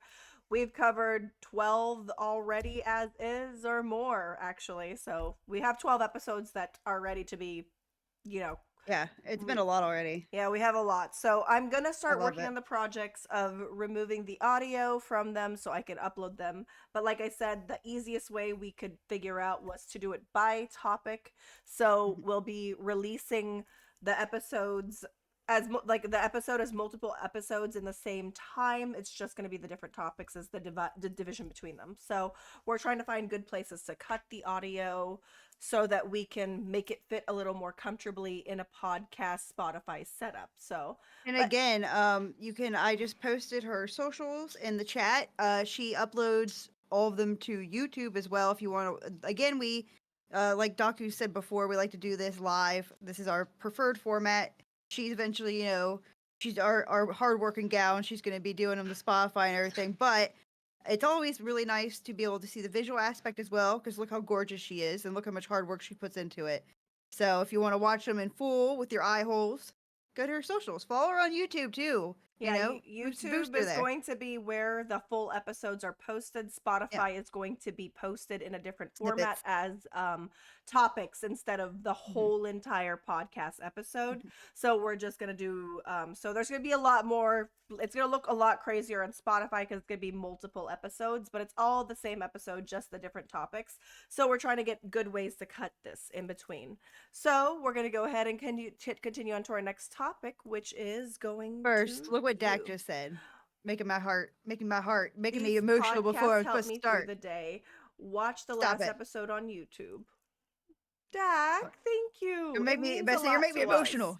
It really does. Actually, it like made me feel really, really good because Really. Sassy Squatch came up to me, and Sassy Squatch says that he'll listen to the podcast as well, and while he's working or doing something, and he'll just sit there and listen to our podcast, and it just, oh my god, my heart, it means a lot because we put a lot of effort, a lot of research into this work. We really do try and give you guys the best, and I am enjoying what we're presenting, and I hope you guys are enjoying what we're presenting. But we do put a lot of hard work into this, and I hope you guys, enjoy it. Also, Sassy Squatch also has their own podcast called the Cryptid Books Clubs, It's so and good. they discuss different books as well. So, if you wanted to hear about books that they're covering, they're gonna be doing that. I'll eventually be in an episode with them talking about talking about this book at some point. It's going to be The Devourer of Men, Melania. So that's the book I suggested for that. Not again. Oh god. So yeah, check out the Celtic, the Cryptid, not the Celtic, the Cryptid Book Club in Sassy Squatch's channel, which is also posted in Cecil's YouTube as well. So let me go ahead and give a shout out for Sassy Squatch, and that's where Sassy Squatch will give you the further information of where his podcast gets posted on YouTube. All right, and we move on to our next topic, and I give it to you, my lovely Miso. Okay. Whew. So, today we are going to be covering two mythical moo-moos, two magical heifers even. And this isn't necessarily like what I usually go like, darker or whatever, but I was looking through the Celtic, lore, mythos and things like that, and I saw not one, but two magical cows, and I was like, who loves cows? My podcast partner, Daku. She loves moo-moos. So I was like, you know what? I'll do the moo-moos. And at first, I really didn't think there was gonna be like too much information, but these first of all, it's the glass gibbonin, and I could be saying that wrong. I'm gonna call it glass a lot, the glass, but it's glass gibbonin, gibbonon. And the Don Cooliong, Coolong, or also known as the brown bull of Cooley, which is easier for me, and I'll probably say that. A lot of hard words. I'm gonna do terrible if you're like, big with Gaelic and stuff. I'm so sorry. I'm so very sorry. So, these are more like, instead of like looking at like fairies and stuff like that, it definitely looks at the cows, but it's more the mythos around those cows, right? Like the stories, more than like something you can go out and see with your own eyes today. So it's more like a mythos, right? But where am I? See here. So the glass gibbon. So this magical white cow this magical cow has varying descriptions.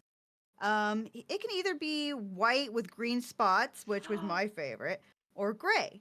I have And a the magical dress moo. like that. You remember my melon cow dress? I have a dress just like that one, where it's the white Yes! with the green spots. It's so good. And it's my favorite. It's so stinking cute. You're gonna love them. You're gonna love them. Or it can just be gray, like just pretty much just gray. But I like the green and white more. You guys know I'm a green girl. And the glass gibbon Can't be worse has than Kushi. oh can't be worse. Well, I guess it depends. At least QG sounds a lot like what it's supposed to be, and mine's probably just being slaughtered because I cannot pronounce things. I even listened to something and I was like, what are they saying?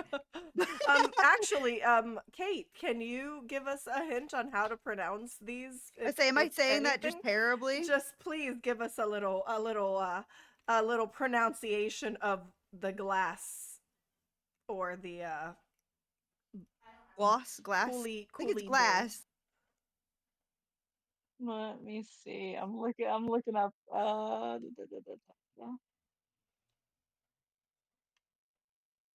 glass. It's a Galvin is what it says here. Oh, hold on. Let me. I'm like, Yeah, Kate, glass it's called. Galvin. Galvin? Yeah. Galvin. Okay, so I was just pronouncing too many N's. Galvin. The glass Galvin. Okay, so it is glass Galvin. Okay. Mm-hmm. But I say I knew the Yeah, first 'cause word glass right. for Glasgow. Mm-hmm. But so either white with green spots or gray. But what made this magical moose so special is that it had an inexhaustible supply of milk. Which for anyone that owned it signaled prosperity. Obviously, there was no pail or container; it just could not fill. Right? I'm surprised that they didn't try and kidnap this freaking Right. That's what I'm cow saying. instead. I mean, like, if they wanted to breastfeed their babies that they stole, what has never-ending milk? This cow. This cow And should have been. both of them actually have like a lot of different types of lore, and I'm not going to go into every single variation because, like with Kate's and everything, it's just been passed down so many different places to so many people that there's so many variations.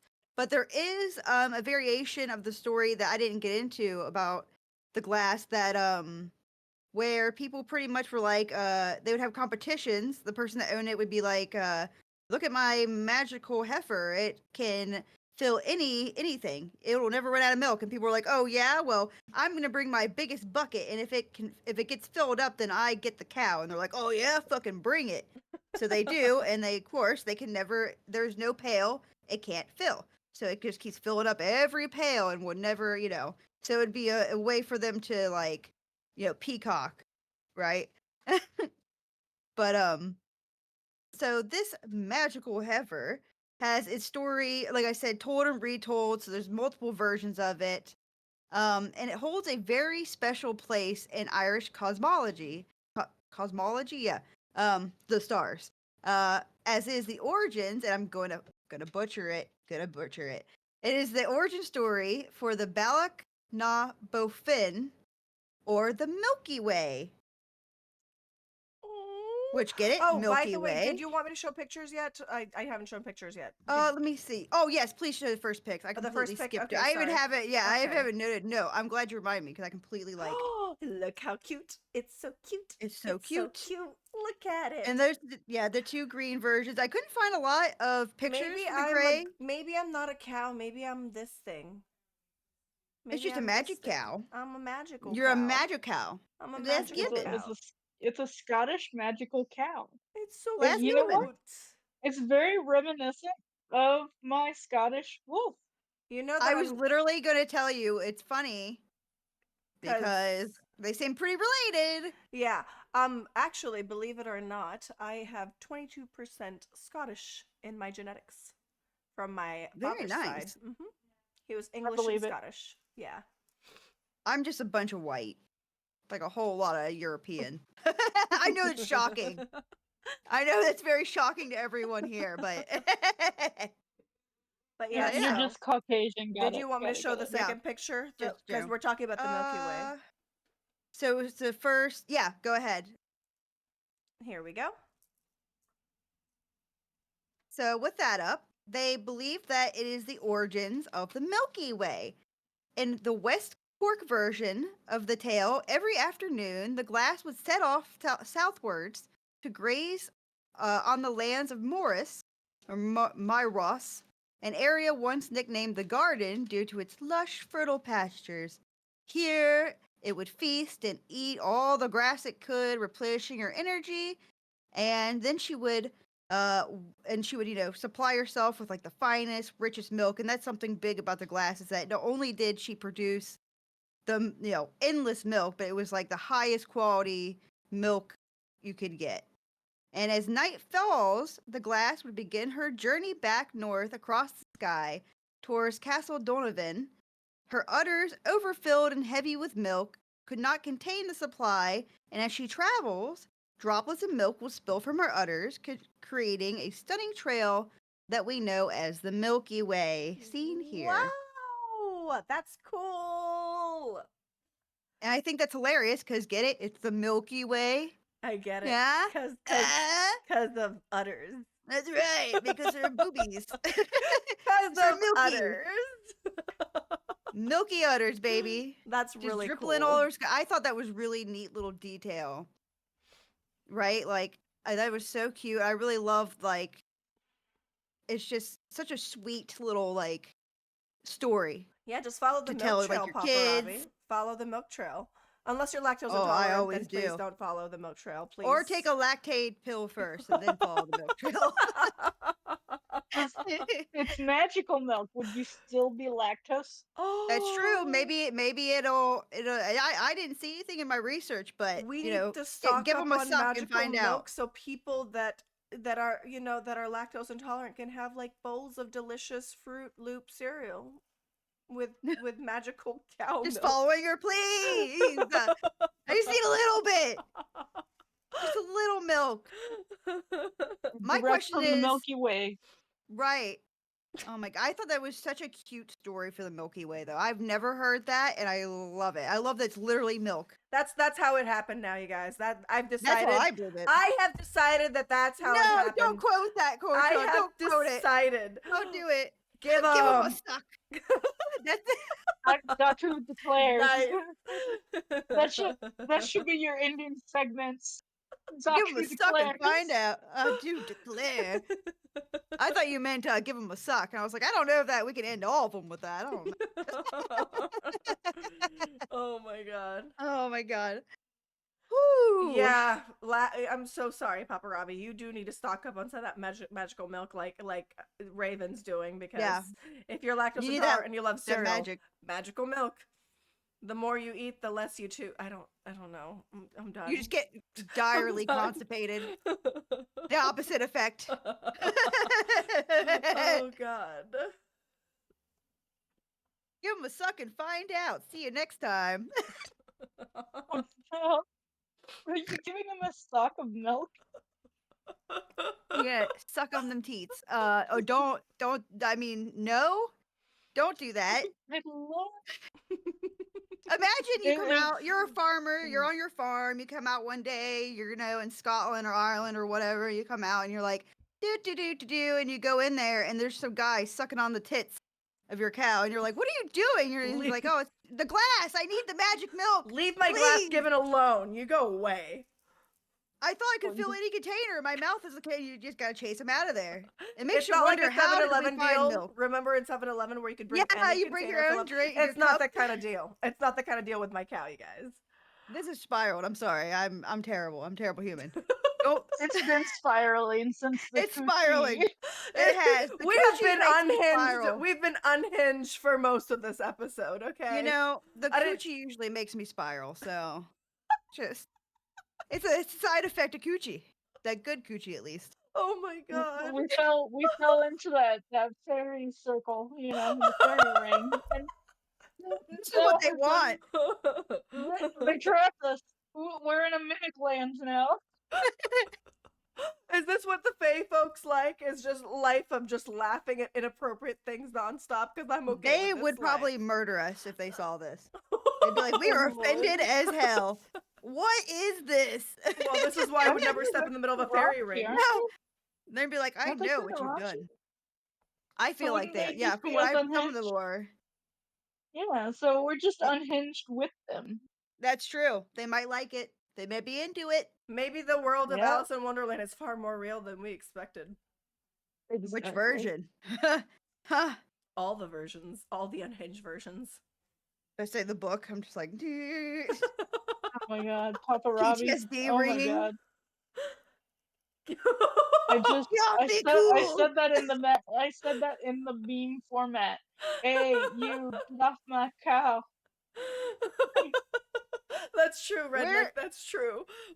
I think we've been unhinged since this podcast started. Not gonna lie. We need Sassy to say that with his Irish accent. Toasty Toast started just off wants to with pet wild the coochie, okay? Court just said, started off with wild coochie, now we're sucking on magic teats. I wonder how others are spending their Sunday night. You missed the Well, semen. Just so you guys know, demon. to add to this unhingedness, fairy rings are made out of mushrooms, and mushrooms questionably look like. So there we go. We've got all of it's just unhinged crap now. All of it. All of it. I love Magical it. teeth. I wouldn't have it any other way. Coochies, and of course, very phallic mushrooms. And there's no proof that Daku has fed us mushrooms before this podcast. No, she wouldn't do that with her wings and fairy-like appearance. Certainly. I He mean, wouldn't take us down this rabbit hole. never. There's a certain ring on my floor now. Where did that come? Wait a minute. I sent them over Let me there. just step in. I sent Let them me just over when step I was on doing it. my presentation, actually. If I knew They're you were actually my fairy, I'd around step your in. house. It's actually not even around you. It's actually whole around your thing. entire house. The You just whole don't know perimeter. yet. You just don't know. I built it around you. Again, if We're I knew just you in were a my giant fairy, I would fairy ring. jump in. I would dive on in. I'd be like, oh no! Oh no! I fell in. Oh Oh, no, this fairy ring. Where did it Oh. come from? Oops, I I've fell fallen. into the fairy ring. Ooh, woo! I'm so clumsy. Okay, all right. Yeah, nope, Anyway. Yep, Cortra. It's always been there. You just noticed it now. The horse are freaking dicks around. Okay, let's recalibrate here. We were talking about some Celtic bovines and magical teats in the Milky Way, and Oh, okay. Milky Way. Yeah, Milky Way. Alright. Let's start with the Milky Way. So the glass has, like I said before, has a lot of different stories, right? And for there's one that's quite popular from someone named Lady Gregory. Kate might know who this is because she's very famous. She was a very famous Anglo-Irish dramatist, folklorist, theater manager, and novelist. And she took a bunch of books, or she made a bunch of books that were the retellings of a lot of different Irish mythos. She kind of made them her own in some aspects, but she pretty much just collected a bunch of Irish tales and published them. And for her day and age, that's some badass bitch behavior, all right? Especially because I'm pretty sure it was like gosh, the 1800s, early 1900s when she was doing all this. So that's incredibly impressive. But in Lady Gregory's version, there is a giant named Balor. Balor. I saw it with an A and an O, so I'm gonna call him Balor because I saw it with an O more than an A. Might be Balor. But he's described. Kate, what do you have you heard it as? You mentioned Finn Balor. I'm sorry. You mentioned Finn Balor. Sorry, I heard Balor and ran back over To here. say Balor, yeah. Okay, To say carry on. Balor Sorry. is heavily Yeah, it's involved in this. Valor. But he is described as a giant with a large eye that lays waste when open. He was the leader of the Fomorians, who are a group of malevolent supernatural beings. But he learns that, and this is the story that is heavily surrounded the glass, right? So this is, again, doesn't necessarily focus directly on the cow, but is a big part of it. But anyway, he learns that in the future, his own grandson is to slain him. So, what is an asshole to do other than imprison his one and only daughter, Ethlyn?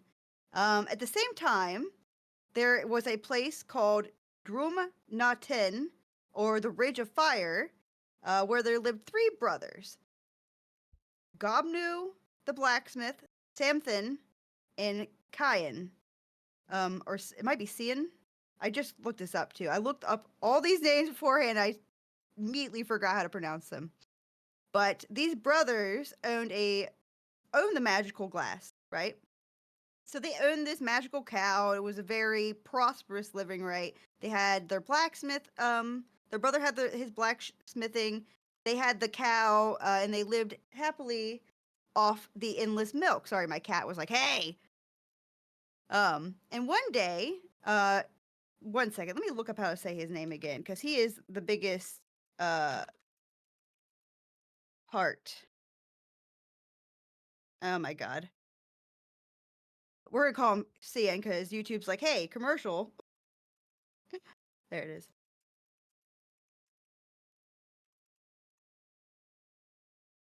Keon. One day, Keon, sorry for the interruption there. I want to make sure because, again, he's one of the bigger names. Keon is out at their brother's forge. He's fixing his sword. And he leaves Samthian in charge of the glass. And while away, Balor, who had heard of, obviously everyone in the lands had heard about this magical cow, has an endless supply of milk. So he's like, hey, I want that cow. So he comes and tricks Samthian into abandoning his guard. He's like, hey, there's some crazy shit going on over there. You got to get out of here. They need you. You got to go help. And he's like, oh, man, oh, no. So he takes off, right? And Balor steals the glass. So then Cian goes and seeks the help of a druidess who informs him, hey, I'm sorry, but as long as Balor lives, you are never getting that cow back, right? He's far too powerful. There's no way. But I can help you. So then she uses her magic and she makes a gust of wind and blows him across the way. Blows him. To Balor's tower. Like, boom, right. Just blows him. Got it. Just blows him good. Blows him down. Yep. Blows him across hard. The But exactly. You could say it was extra milky after that, Yeah. It was a milkier way. Blew him fast and hard. Gotcha. Oh, no. And she just blows him. Blows him right across. Just blows him away. What talent? What pure talent she has. But so at the end of this episode. She's gonna be, it's spicy. It's gotten so spicy. We were touching the coochie, sucking the teats. I had to go. Phallic mushroom rings. It's fine. It's fine. Oh no. You know what? We should have been drinking some good Celtic beers. Some good beers. Yeah, I haven't bought wine. I usually drink wine during these podcasts, but I don't think I can handle it today, to be honest, you guys. I don't think I can. I think I would have chose some mead.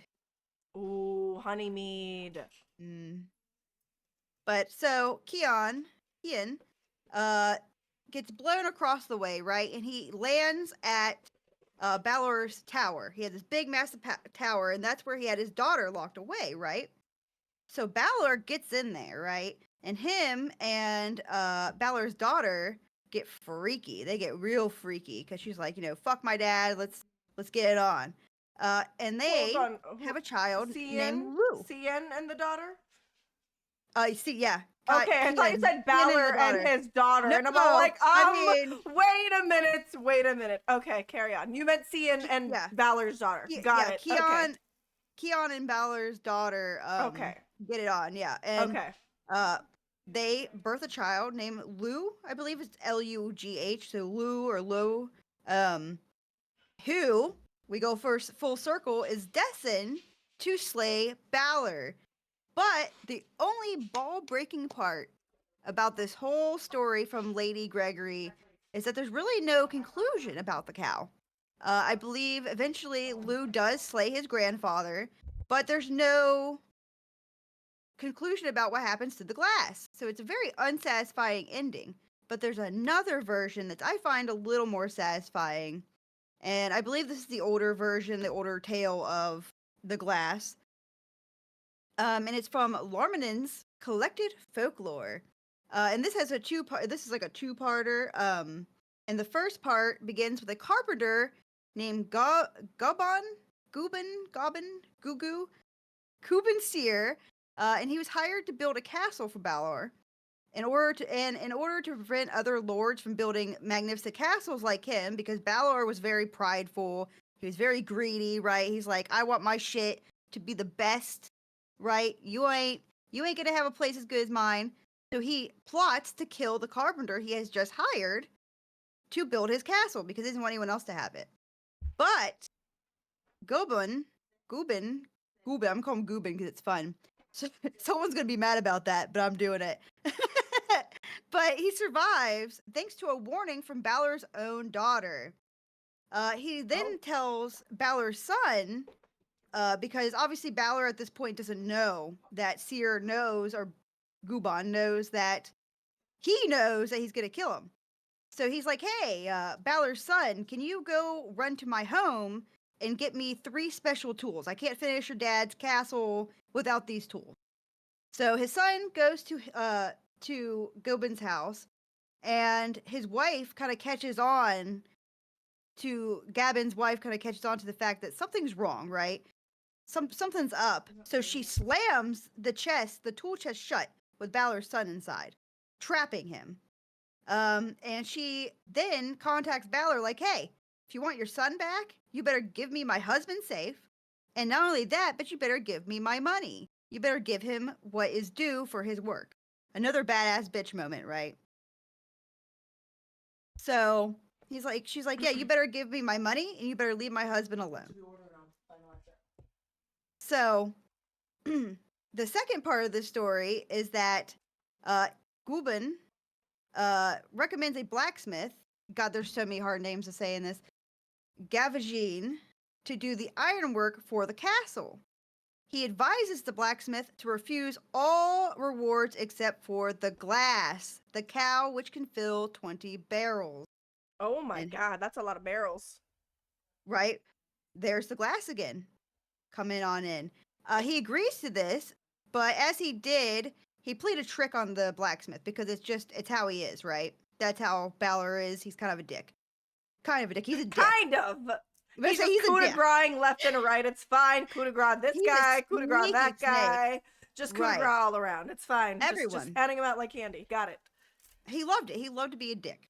He was, like I said, he's very prideful, very greedy. He's a greedy little man. That sounds like a Viking thing. He must have been really early in the Celtic. It goes back very far. I meant to write down how far, but it was like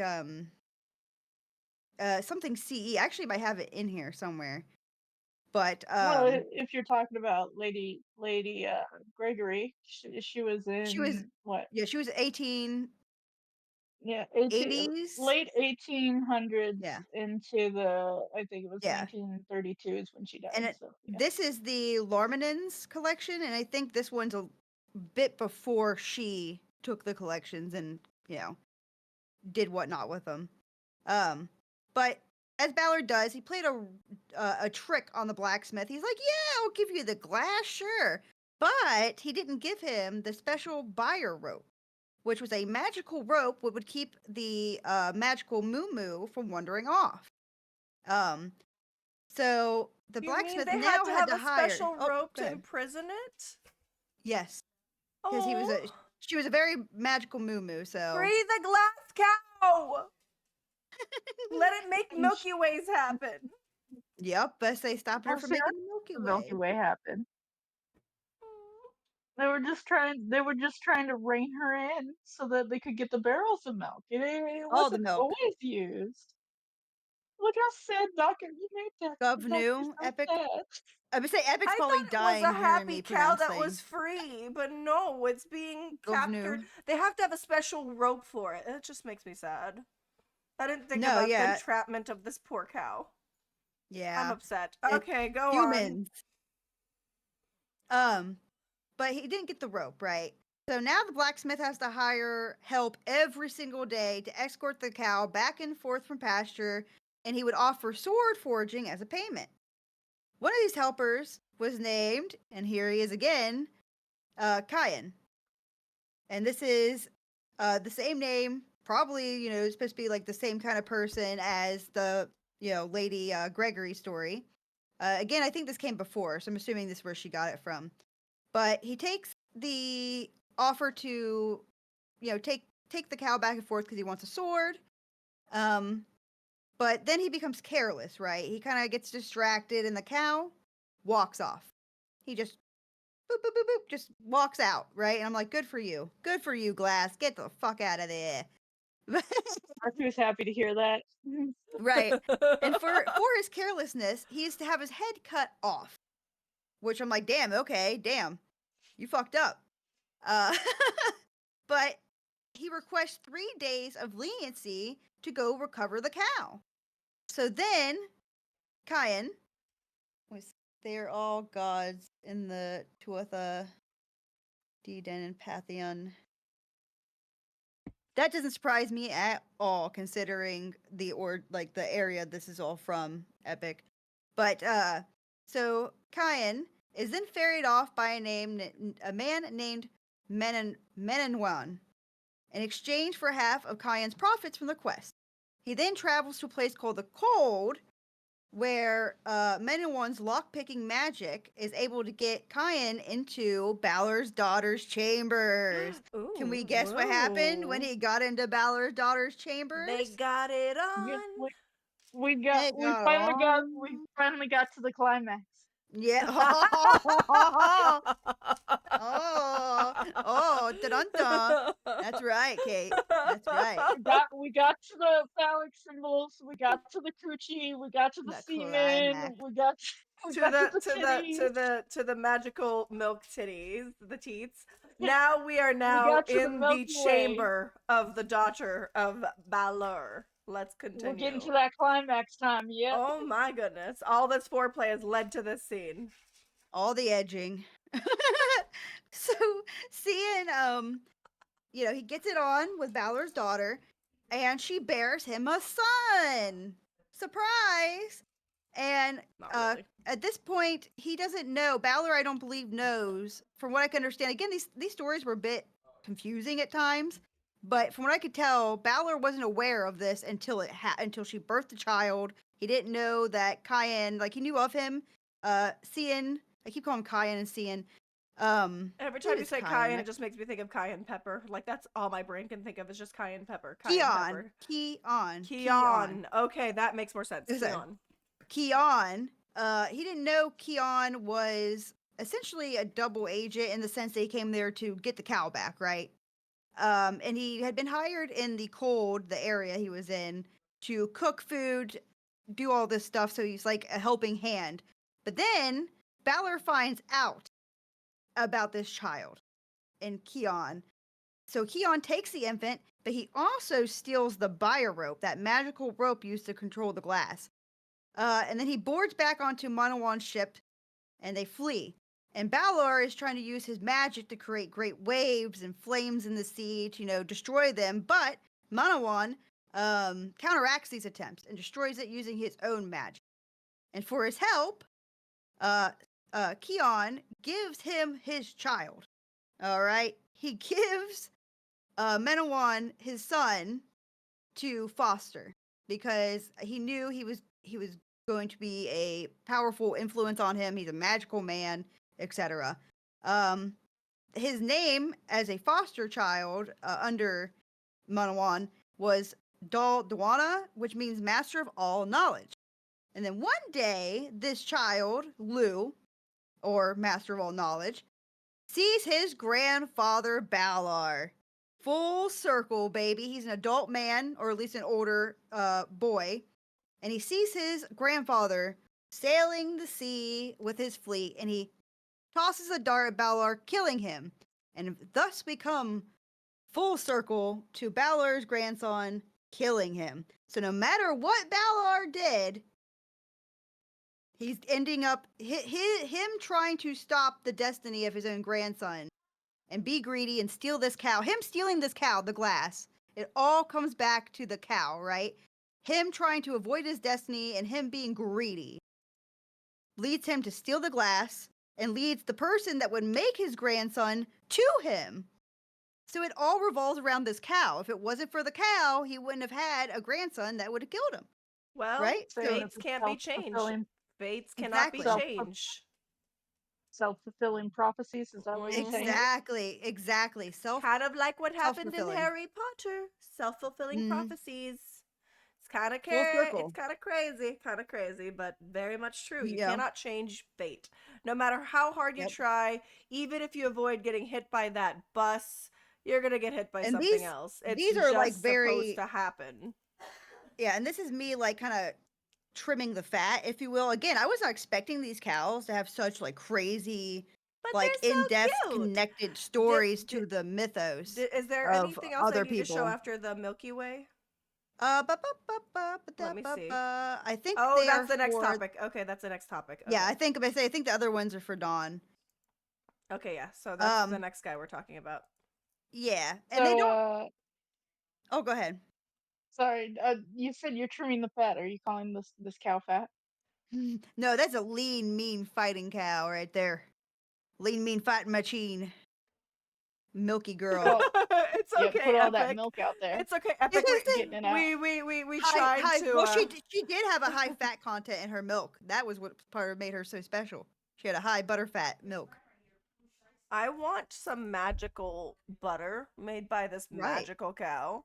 Well, I'd they do spread it say all that over Ireland some makes some of the best bread. butter. Ooh, ooh. No, it's okay, Epic. But- We don't No, mind. I want you to. Yeah, we want to, but sometimes, like, for me, I try and do research on pronunciations prior to I the listen stream. to it. But I even I listen. still I'm listening end to up. it right now. Yeah, I still butcher it.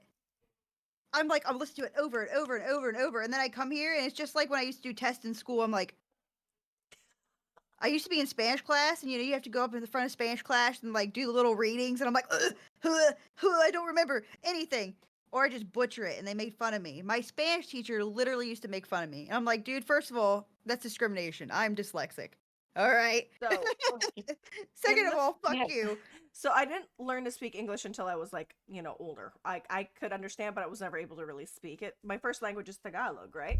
And then I Right. spoke it as the very first language that I spoke until I moved to the United States, and then I started like learning to speak English, right?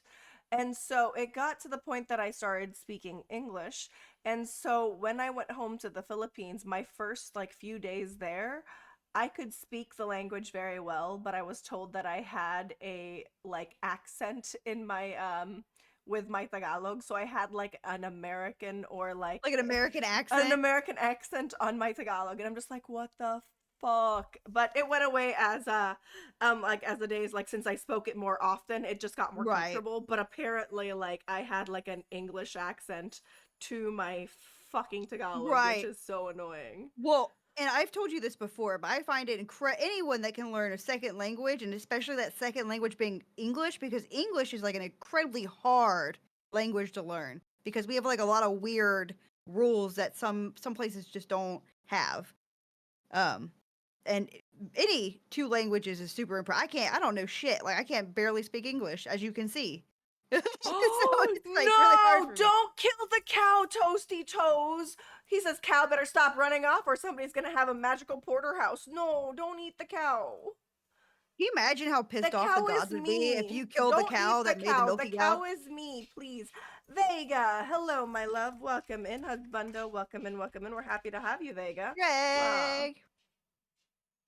We're talking coochie, we're talking fairy rings with phallic mushrooms, and we're And talking about now- magical milky teats. Yeah, the magical milky teats, and now we're gonna move on to the next magical cow in this topic. Oh, yes. You Oh, skipped very uh, important, the fast and hard blowing. oh, yes. Fast and hard blowing to go impregnate princesses. Neat. No, but epic, I don't mind at all. I need the helping. Like I said, I even listened to a lot of these words audibly before I did it and still messed them up. So but anyway, at the end of that though, before we move on to Dawn, they didn't really say a lot of these stories didn't explicitly say at the end that he ended up getting the glass back, but he had the rope. I'm assuming once you have the rope, it kind of like just draws the cow to you and you once again have it. But like I said, it's pretty much the same story, no matter the variation, or at least very similar. Balor's being greedy; he wants the cow, or the glass is used as like a betting tool. It's a lot of like, I want this, a lot of stealing, a lot of greed, pretty much. That's, and this story seemed to show up in history around the same time as the potato famine. Which makes sense because starving people creating stories about magical animals producing food in abundance. Stop. Wait. There was no potatoes for a specific time? Oh, you don't know about Yeah, that? So, you don't oh my god, know. that's crazy! You don't know about this? Okay, so no, it wasn't even just it was a potato famine, but so that was like their large food staple there. And Kate probably is more knowledgeable on this than I am. But yeah, there was a large period of time where they just could not get shit to grow, and a lot of people died. Oh, A lot of people God. died. I was just Yeah, thinking it was about very, how very sad it bad. is not to have potatoes. I didn't know that people died because they didn't have A potatoes. lot of people died. Yeah. Oh, I love potatoes so Yeah. much. So when you said there was a potato famine, I'm like, no. I eat potatoes all the time. I cannot believe it. 1845 to 1852. Oh, Yeah. Ireland. It was Oh, a big- Ireland. Yeah, that's why they all came to the U.S. They needed some potatoes. Yeah, but so that's what caused a lot of the immigrants was they didn't have any fucking food and they were starving Didn't have real bad. Toasty Toes! And it- How many potatoes it does was- it take to kill an Irishman? None. Oh no! Oh no! Oh no! I'm suing you. I'm suing. But yeah, it was after the Irish Civil War as well, so there weren't many jobs. There wasn't a way to actually uh sustain life in general. That's why they started Oh, migrating. I'm Yep. gonna savor every single potato I eat from now on and be like, people died for potatoes. Well, Okay. and it's crazy because potatoes are and of course that wasn't their only food, but it was their like largest, I think, staple at the time. That's why it was called the potato famine. But like they're not like a super hard thing to grow. So that's like I can't grow shit, but from people I know that grow their own food, it's not supposed to be like the hardest thing to grow. So that's really rough. I can't imagine. And it was I like a feel really like long somebody period. that That's was a in long charge time. stepped into a fairy ring and made them mad, and it cursed the entire area because of it. But I feel like it makes sense for it to come around a time of famine. You know what I mean? You're making up tales and mythos of things that produce endless food. It literally endless food. So that makes sense to me. But we are Okay, now. sorry for. go- I did not know about the potato famine, and now I'm like, I want. No, oh it's my God. it's very interesting. It That- really, really is. That is so crazy. I'm really shocked you haven't heard about that. But again, that's something I think that's more like an American like school Like I heard it. I feel like I heard about it in the history books in, whatever class. Well, it's part of the American Revolution, Yeah, or Industrial yeah, Revolution in America. yeah, So yeah. it was big thing that we learned about because, It was yeah, part of our. Yeah, that's fair. it was part of our becoming more civilized. You Holy know, mac. a nickel for a 10-year-old boy working the factories. Civilized. All right, so now we're Ray's moving absolutely on. right. What? Crop rotation is incredible. This is actually was that and the Dust Bowl in America were two really big things for. I forgot what the name is for people that focus science on plants, but agri agriculturalists maybe. But they focus on farming and stuff, and both of those things really help them learn about crop rotation and soil nutrients, all those things that are so important now to where we have such an abundance in most places. Well, I mean, yeah, like for obviously me, not I live in everywhere, but California, so yeah, like I see them everywhere. So for me, I yeah, don't even think about, oh, it was hard yeah, to, yeah. yeah. Okay. It's something you definitely take for, Neighbor though, Huh? we live like a stone's throw away from each But yeah, I live in California. other. Interesting. Mm-hmm. We'll talk more later, but yeah, I live in California. dun, dun. Ba-dum, boom, Potatoes boom. can be repeatedly planted in the same soil. That event taught us that. Yeah, That's I don't want to So hear that's about potatoes cool. being. crazy. Well, hopefully it never happens again because I'll be very sad to not have potatoes, and I don't want people to die because they don't have potatoes. Right. Oh, we never had a potato famine. You're We good. had the Dust We'll Bowl. always have potatoes. Okay, Yeah, good. We Good. had the that was Dust Bowl. also Leave the because of magical the cow and the Industrial magical milk Revolution. alone so we can make butter for the potatoes and the steak, okay? There Right. we go. Thank you. But Public so the announcement next done. right, please. We need potatoes. Thick girls like potatoes. I Thick, am a we'll stay We potato. were thick by eating potatoes. That's right. I would never give up potatoes. Yeah. Okay. Um Next topic. so Sorry. no, you're all right. I totally took us to a detour there. I'm so sorry. I Go love a on. good detour. You know I do. So the next magical moo moo was Don Coulong. Let me make sure I'm saying that right. I pulled it up again. Queong. Don Queong. Another magical moo like I said. Um, now it's also named the Brown Bull of Cooley. Yes, thank you. I was about to tell you, pull those bad boys up. And I'm gonna call it the Brown Bull of Cooley because it's just so much easier. Fair. Fair. I will Um, also call it the brown bowl of Cooley. yes, as you can see, the statue on the right is literally a statue of him. Somewhere I forgot. I should have wrote it down. I completely forgot to write I where was the about to statue be was. like, It's in "Hey, there Ireland. I wonder if there's a loot box hidden behind this cow." I'm just thinking of Fortnite Right. with that one He looks statue where like it's he like would on have its loot. butt. It looks like there'd be loot on his butt just hanging from his balls or something. Right? Is that not the real gift? Those big old balls. Okay, Uh, carry on. Sorry. that's a statue of him. Because he's part of a very very big ingrained battle in Irish mythos.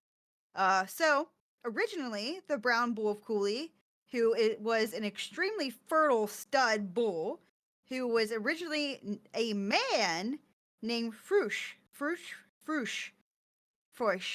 maybe, who was a pig keeper who worked for the king of Munster Sai, who got into a feud with another pig keeper named Rook, and Rook was working for the king of Kanai Sai. I'm so sorry for the pronunciation, guys. Spider, tiny Here's a spider. little speeder. But the two, when they were men, fought. And they fought and fought, and they would transform as they were fighting into different creatures, different beasts, different forms of human. And ultimately, they became two worms. And these two worms were then swallowed by two cows. And after they were swallowed by these two cows, they were born into bulls. the brown bull of Cooley, and Finnibench, or the white horned bull. I like Finnick now, bitch. That's a good one. Finnick Finnick bitch bitch. is good. Finnish It's a good one. bitch. I'm sure someone is going to listen to this and be like, ugh, Oh. at my pronunciation, but it was the white horned bull. Ooh, Now, okay. the brown bull was owned by someone named Dare Mac Fanshawe, a cattle lord of Ulster. So he was the brown bull of Cooley was owned by a man in Ulster named Fachna. And the white horned bull was born into a herd of cattle for a woman named Queen Maeve of Connacht, but he considered he was a sexist bull. He was fucking sexist as a bull. Okay. He considered belonging to a woman beneath him. So he joined the herd of her husband, Allele. I'm gonna send So- Glass to like push him aside and be like, I made the Right. Milky Way, bitch. What'd you do? Carry on. You could say he was on some bullshit. I wrote that in there. I can imagine you in the notes like insert joke here. It's gonna be hilarious. It's gonna be a kicker. Here's the joke. Absolutely. I was like, I even capitalized bull. All caps. Finn But, Bannock. Finn Bannock is what Finn it's Bannock. pronounced. It's Finn Bannock. Okay. Finn Bannock. Oh, it wasn't too bad. I wasn't too far off. Finn Bannock. It's just some of them are pronounced. And Like, there's so many fucking words in this one. Yeah, no, Gaelic so many words. adds a whole bunch of letters that you don't use. And I some of them feel don't. like But see, I some of them don't sound have like you. the like how you read capability. 'em? Like I don't think my tongue can speak Gaelic. I don't think my tongue is capable of like the Gaelic language. I don't think my tongue can like morph to what it needs to make some of these names. Oh, see, I want to say yes. I want to say yes, but I would have to deep dive into her more. I focused more on this battle than I did her in particular, if that makes sense. But yeah, I can't pronounce shit. It's bad. My brain just no. And some of the words sound as they are read out, right? Like they sound like the red, and some of them sound completely like Kulong is not what I was expecting. Same thing. I'm pretty sure. Yeah, her name is spelled M-A or M-E-D-B or M-A-B-E. MAEBH. Yes, thank you, Jesus. Well, the one I saw was spelled M-A-D-B, but pronounced Maeve or Mauve maybe, but I heard Maeve when I listened to it. But the Great Battle of Ton Bo Kulong, or the Cattle Raid of Cooley, which is what I'll be referring it to, because again, so much easier for my little soup brain. So the Cattle Raid of Cooley would even be fought over the brown bull of Cooley. Now, if you wouldn't mind, Daku, pulling up the set of photos of the battle. You've got it. I think it's the second to last. Is it this I one? could be wrong. Yeah, that one right Okay. there. And this is some, the picture on the left will make more sense later. But this is, that's a picture of some folktale, of it and such. And this, again, the Cattle Raid of Cooley was like a huge battle of the Ulster period in Irish literature and history, or mythos. So this great battle was set around 1st century CE, or Common Era, in the middle of the Iron Ages, and it starts with the Queen Queen Maeve. She was a powerful warrior and ruler, and that power was only boosted when she married Allele, which we know that the brown bull of Cooley was like, I'm a sexist, and went and hung out with her husband's herd. So she was married to Allele, right? Yeah, he's a sexist bullshitter. See And what he you was a did there? very but he was a very power. I'll do finger guns all day. Don't start me. But he was a powerful warrior. So when she married him, she was only, became more powerful, right? But she was also very like, I am better than you, right? She was like, I'm better than everybody. I'm stronger than everybody.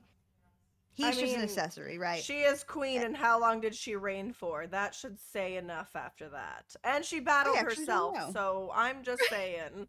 If she did the battle herself and she's still queen, she is the boss, Frame Mab. okay? Sorry, but she is a badass. Um, she was, but she also was very conceited. But it doesn't really, you'll see, but it doesn't really seem to affect her too badly in the end, to be honest. But, uh, and one night they're laying in bed together, a little pillow talk with him and Maeve, or I think Epic said it can be also pronounced Mob, maybe Mab. But they're laying together, and he's like, ever since we got together, your life is just so. I've made your life so much better, girl. I am everything. And she was like, ha ha ha, ha no. She's like, first of all, I'm the daughter of the High King of Ireland, so she's obviously very wealthy. She's a powerful warrior queen, and she's like, all right, let's measure our dicks. So we get into a pissing contest here, right? So they decide to compare their wealth, and that always goes very, very well, right? That never gets out of hand, always goes really good. So they instructed their servants, hey, bring me all my valuables, bring me all my livestock, bring me everything that you can and put it in front of us. So they brought everything in front of them. And at the end of it, everything was even, neck and neck. Her and her husband, their dicks are the same size. They are square. But the one thing that Leo had over her was the fact that he had the stud. I'm sorry, it wasn't the brown bull of Cooley that went to Allele. It was the white horned bull. So Okay, the white okay. horned bull, Cooley, I'm sorry, was in Cooley. But sorry, my brain. It's a lot. It's a Anyway, lot. You had 2 cows to right. cover and a There's a bunch of lot of names to learn. There's a lot going on. so I get many. it. I get it. Okay. What I meant was that the sexist bull was the white horned bull, and that's Allele's bull. And that's the one thing he had Okay. over Maeve was his white bull, right? This big, powerful bull that was such an amazing stud bull that people would travel the world just to come and look at him. And even more so to breed their cows with this bull, right? This stud, because he's the best stud ever, right? But she knew of a man named Fachna who was a landowner in Ulster who had a bull that could match her husband's. Can we guess what bull that was? That was the brown bull of Cooley. So he's Yep. being owned by a man named Fachna in Ulster. And she offers Fachna 50 of her finest cows, land, women, a golden chariot to lend her his bull for 1 year, right? All these things. And he was like, damn, that's a pretty good deal, right? I'm getting all this stuff. I'm getting land. I'm getting cows. I'm getting a golden thing just for a year. And if I say no to the queen, that's not going to end well. So he was going to do it. But the man that she had sent to send this message, right, to ask, like, hey, I'm a messenger for the queen. She's offering this. Will you let her use your cow for a year? He went and got drunk at the pub. And he started being like, well, even if he doesn't say yes, she's going to take it by force. Sure, he said it's her cow. And Fachna, he did not like this. This pissed him off. He was like, oh, really? You're just going to, if I say no, you're going to, no, well, fuck you. Tell your queen, I'm not giving her shit. But you can imagine that Maeve took this as a huge disrespect, right? Because she's got this big ego, as it is. And you don't say no to me, right? What do you mean no? I'm going to take it. So she immediately decides, you know what? This means literal war. This literally means war with Ulster, the land of Ulster. And this would lead to the cattle raid of Cooley. So she Fachna said, gathered. fuck no. I'm sorry? Fachna. Is it Fachna or Fachna? What's the proper pronunciation? Kate? Oh, Kate's muted right now. Let me look it up. Hold on. Oh, I'm I feel sorry. like it's- I was making a joke. I was saying Fachna because you said Fachna. Yeah. So I said yeah. Fachna said fuck nah. Oh, Gotcha. I was saying it Okay. right. I was like, oh no. I mean, I probably am saying it wrong, but yeah, no. There's a lot of names in here, guys. You have no. No, I There's think so many names. I think you're saying it correct. I would. It seems right. Yeah. Go on. I'm sorry. I just wanted to So squeeze in no, that you're all one right. joke there. I went to look up the pronunciation. This man's like, my name is Fashna O'Brien, but he said it like so fast and such like his own tongue that it was nothing to me. It was just like like I don't know what you just said to me, man. But anyway, Like we're all calling these words Fashna. just jumbled together. Right. Interesting. I'm gonna American this up real good to Fashna. Oh, Smiley. Hi, Smiley. Care Bear. She's on vacation and she managed to stop Happy by and say vacation. hi. Thank You're you, so babes. sweet. Thank Oh, you. I didn't mean to do And a shout again, out. I was guys, gonna do a I'm glom. so sorry if I am just butchering all the pronunciation, but it's Fachna. Fachna, Fachna. Achna just saying fuck nah. Fachna. After Fachna said fuck nah. fuck Yeah. nah. That's why we love you, Kate. I But bring the yolks. I get it. I get it. you bring those yolks real good, girl. Real Yep. good. How else can I bring the cake without the yolks? Oh. Okay, I'm not gonna dab anymore. I swear. Last time dabbing the stream. I'm done. I'm done. But so she decided to go to war. Maeve's like, all right, we're going to war. She gathers all of her fiercest Irish warriors, and she was warned though by a fortune teller named Fedlam, that there was a warrior named Cu-Chulainn, and I'm gonna call him Ku for now, who was only 17 at the time, but she warned her like, hey, this is a great warrior. You need to be very careful. But Maeve was like, bitch, it's me. I'm the best. Whatever. And even though he was just 17 at the time, he killed 300 men on his own when she sent them, the first time she sent them. And he was on his own because the men of Ulster were all incapacitated at the time, which I will get back to later. So all the men in Ulster, except for him, were unavailable, right? They were incapacitated. And this is a very interesting thing in itself, so I will touch on it later. So she was like, hey, why don't you come over here? Why don't you come be with me? Work for me. I got you some girls, I got you gifts, I got you the riches, just come work for me. And he was like, no, I don't think so. Thanks. Instead, he killed even more of her men with just a slingshot. So at this point, Maeve is getting desperate. Her dudes are getting picked off by a slingshot and a 17-year-old, right? She is getting desperate. It's making her look bad. So she knew that she couldn't take him on without a great warrior. So she goes to Ku's stepfather, Fergus, and is like, hey, come battle with me. So he brings his men and meets her. And at first he agrees. He's like, yeah, I'll take all these goods, all these gifts, all this riches, and I'll go fight my stepson. I don't care. But once he actually gets there and is face to face with Ku, he can't do it. And he is spared by Ku or Chu. It's CU. I'm going to call him Ku. And he's like, hey, will you let me go? And he's like, yeah, I'll let you go. But in return, when I call upon you, I need a favor. I need a favor, you're going to give me a favor. And if you do so, I'll let you live. So he lets him live. And as far as my understanding goes, Fergus still had his men fighting for Maeve at this point, even after this, and just didn't tell her about the confrontation, right? She just assumed that he failed at slaying Ku and came back with his tail tucked between his legs and was spared because it was his stepdad. She didn't realize it was like a double agent type of vibe. So she then goes to Ku's foster brother, Ferdia. And at first he was against fighting his brother. He's like, eh. But then Maeve put on a fucking rockin', feast, got them all liquored up, and met her beautiful daughter.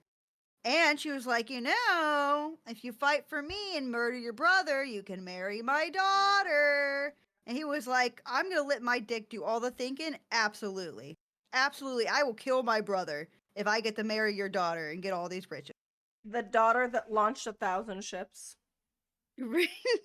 Oh, she launched something. I'll tell you what. Launched him straight to the grave. So Q and Ferdia begin to fight.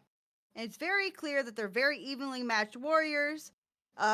Ku possessed a spear given to him by a mythical warrior queen, and it was called the Gay Bolga. And it was a very powerful spear. It could like pierce like pretty much anything.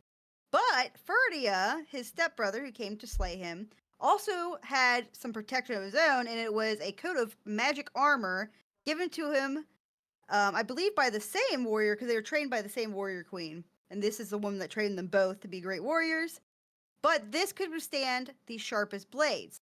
So they fought and fought. 5 long days they fought. And this is why it became one of the most popular battles in Irish folklore. It's because it was just such a mighty, long battle between two men that didn't stop for 5 days. And eventually, obviously, they're tired, they're exhausted, right? They've been fighting for 5 days. So Ku noticed that, or Ferdia noticed that Ku was tiring. And he took an opportunity to stab Ku in the chest. So he stabbed, he's like, oh fuck, oh no. And he used all his remaining power to pick up his spear and chuck it. And he chucked it so precisely, so powerfully with that last bit of energy that it pierced the armor through Ferdia's chest, killing him instantly. So his armor was just not quite good enough, right? But Ku was exhausted. He was injured. He'd been fighting for so long by himself. And he didn't realize, even though he thought, oh, I won. Here we go. I won. I did it. Maeve had snuck in during this with her men and stole the brown bull of Coolidge. She used it. It was just a big distraction. She didn't really even care if he beat him or not. She just needed a way to get in. But unfortunately for her, oh, and yes, there's the spear. That is cool, and that is his spear. Yeah, that's the next one. Oh wait, we need the first one before that. Sorry. There's the spear that she's holding. Bro. Yeah, there's the spear that she's holding right there. If I say that's Ku's spear, and he's a badass, and so she Maeve has snuck in. She thinks she's got the brown bull. She's trying to get out of there, but from what she didn't realize is that all the men that had been previously struck down those 5 days beforehand, the men of Ulster, had finally shooken their ailment and were able to fight now. And this ailment, and I'm only touching on this because I know this has been long and I know it's like a whole thing, but this is so interesting. They were struck down by a thing called the Pangs of Ulster, which happens every 5 years for 5 days, where the men of Ulster were incapacitated by the same pain that women feel in labor for 5 days. Ooh. So they couldn't battle because for 5 days they were stuck by this thing called the Pangs of Ulster. So they're feeling labor pains for 5 days straight. And they were struck with this curse after the way they treated the figure goddess Mecca. And that's like a whole thing on its own, but I just thought that was really interesting that all these guys were incapacitated because they've been cursed with labor pains for 5 days. I thought that was really fucking cool. It's kind of like those videos that they show on TikTok of the guys getting the labor pain simulators. Labor pain simulators. Oh, the cramp. The cramp simulators. It's not even labor pains, it's the cramp simulators, and they just can't handle it. Right. I love those are so fun, but I digress. Because I know I'm sorry, I know I've been all over the place, and this is, like I said, these were way more like story than I ever anticipated, but I thought they were so interesting that all these just surrounded these fucking cows. Like, how interesting is that? But, so, anyway, to stay on track, May tried to flee with the brown cow. She was trapped in the Battle of Ulster, but luckily for her, Ku couldn't help her because he was so injured. He had been stabbed, he was recovering. He could not battle, right? So he was the best warrior, but he couldn't battle. And he knew this battle was happening and that the Ulster men that he needed time to recover, but he couldn't go fight because, like I said, he needed to recover. So he went to his stepfather, Fergus, the one that owed him a favor. who had 3,000 men fighting for Maeve in this battle that was happening, Oh the my Battle of Coolidge. God. Is he gonna pull a Right. Napoleon? Is he gonna pull a Napoleon? He is, isn't he? Pretty Okay. much. So he's like, hey, you remember that favor you owed me? I want you to fucking leave. Leave. Take your men and get the fuck out. Okay, I thought he was gonna put troops on both sides, and I'm all like, No. fighting too No, many fronts. No, but he pools his troops.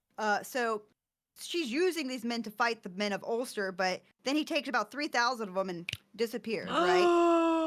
Oh. So she's left with like her and Elil, because Elil is her husband. So even though she's doing this to show him up, essentially to get this cow, all this over a fucking cow or a bull, I'm sorry. But they have a lot less men though, but even still, she managed in all this chaos to steal the bull of Cooley back to her kingdom of Connacht. And remember what I said in the beginning, where it really didn't matter that she was such an asshole or anything, because eventually she gets it anyway. She gets what She's she like, wants. you know what? I am the best. She goes, I'm the best, and I get what I "Fuck you." want when I want, and I'm Mhm. proving it right now. All this, and it's all this just to be like, my dick is bigger than you. So on arrival, Maeve had her new bull, Dawn, or the brown bull Cooley, face off against the white horn bull, her husband's bull. And they called upon a man named Brecrew to judge the battle. And if you want to go to this one, you see the brown bull of Cooley and the white horn bull. And they called upon this guy to judge. But so happens that both these powerful bulls, let's not forget, I know it's been a long story, but these were men once, right?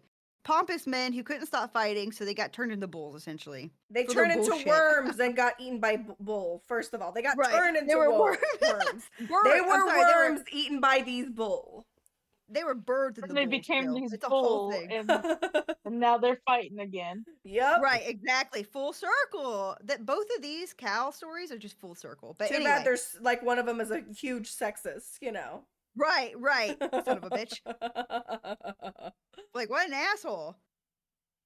Is he a sexist, or did he just get really, really emasculated and be all like, okay, I'm gonna go hang out with the guys now because they No, don't judge me? he didn't It's respect literally, yeah. women of power. He legit Yeah, did not respect he said women it was in power. the tale said that he felt it beneath him to be owned by a woman. So I was like, oh, really? Okay, well, I'm Mr. Fancy Some- Bull. Someone about to get fucked up for being a sexist, huh? Yep. Someone gonna be turned into high quality steak. But That so- wagyu, get that Right, wagyu steak out. You guys want some steak? Go for these two bulls and leave my beautiful glass gibbon Glass, alone. leave Okay. her alone. She makes great milk and great butter, and Milky lactose Way. intolerant people can drink milk because of her. So leave her alone. You can go ahead and have these to a steak. I love that We we're make adding our to the own lore. mythos. I was about to say I love that we're adding our own mythos to this, and now it's canon. So Right, yeah. We just take what is there, and we just build on add top our of little it. pieces. See, context clues. That's what it is. So these two bulls are about to face each other, right? They call upon Maeve and her husband Elil call upon a judge to judge the battle. But as it so happens, both the bulls look at the judge and they're like, "We don't fucking like you. Actually, we don't like you at all." So they see a common enemy in this judge. Oh so shit. both the bulls look at him and they both charge him and kill him. They stomp him to death, throw him around a little bit. Then they turn to each other and then they fight for a whole day and night. And the following morning, as the dust clears, all the bullshit settles. I'm gonna put that in so much. But only I see what you did. only one bull stood at the end of the day and night, and that was the brown bull from Cooley. So guess who the victor was? It was fucking Maeve. And when he won, they then walked him around Ireland with the intestines of his opponent hanging from his giant horns to show his victory. Oh my god. And that is the brown bull of fucking Cooley. And did he like approach the glass gibbon and be like, "I killed this guy. I should be your mate"? Did that happen? It happened. And I've and then she decided. said, "No, I'm too good for you," and she was, and she was. She winks at Queen Maeve and walks away. Portia said, "Triumph noodles." Yeah, but and I know that was long and everything, but I just thought there's so much lore and like the story. Like I said, these are really about the stories with the cows in them more than like the bull and the cow themselves. Yeah, But but I thought it still. was intense and such intense, like deep mythos for some fucking magical moo-moos, and I loved it so much. And there's like, again, this is me really like cutting it down, and some of them are really confusing. There's a lot of different versions of both of these stories, but that is the glass and the brown bull of Cooley. And I hope you guys liked it. I hope you enjoyed my moo-moos and all my words and terrible pronunciation. Oh If you're my listening to this, goodness. I'm so sorry. No, it was so good. I had so much fun. We went from phallic mushroom rings to, coochies, aka Kusi, Juicy. Kushi. And then we That went good into juicy.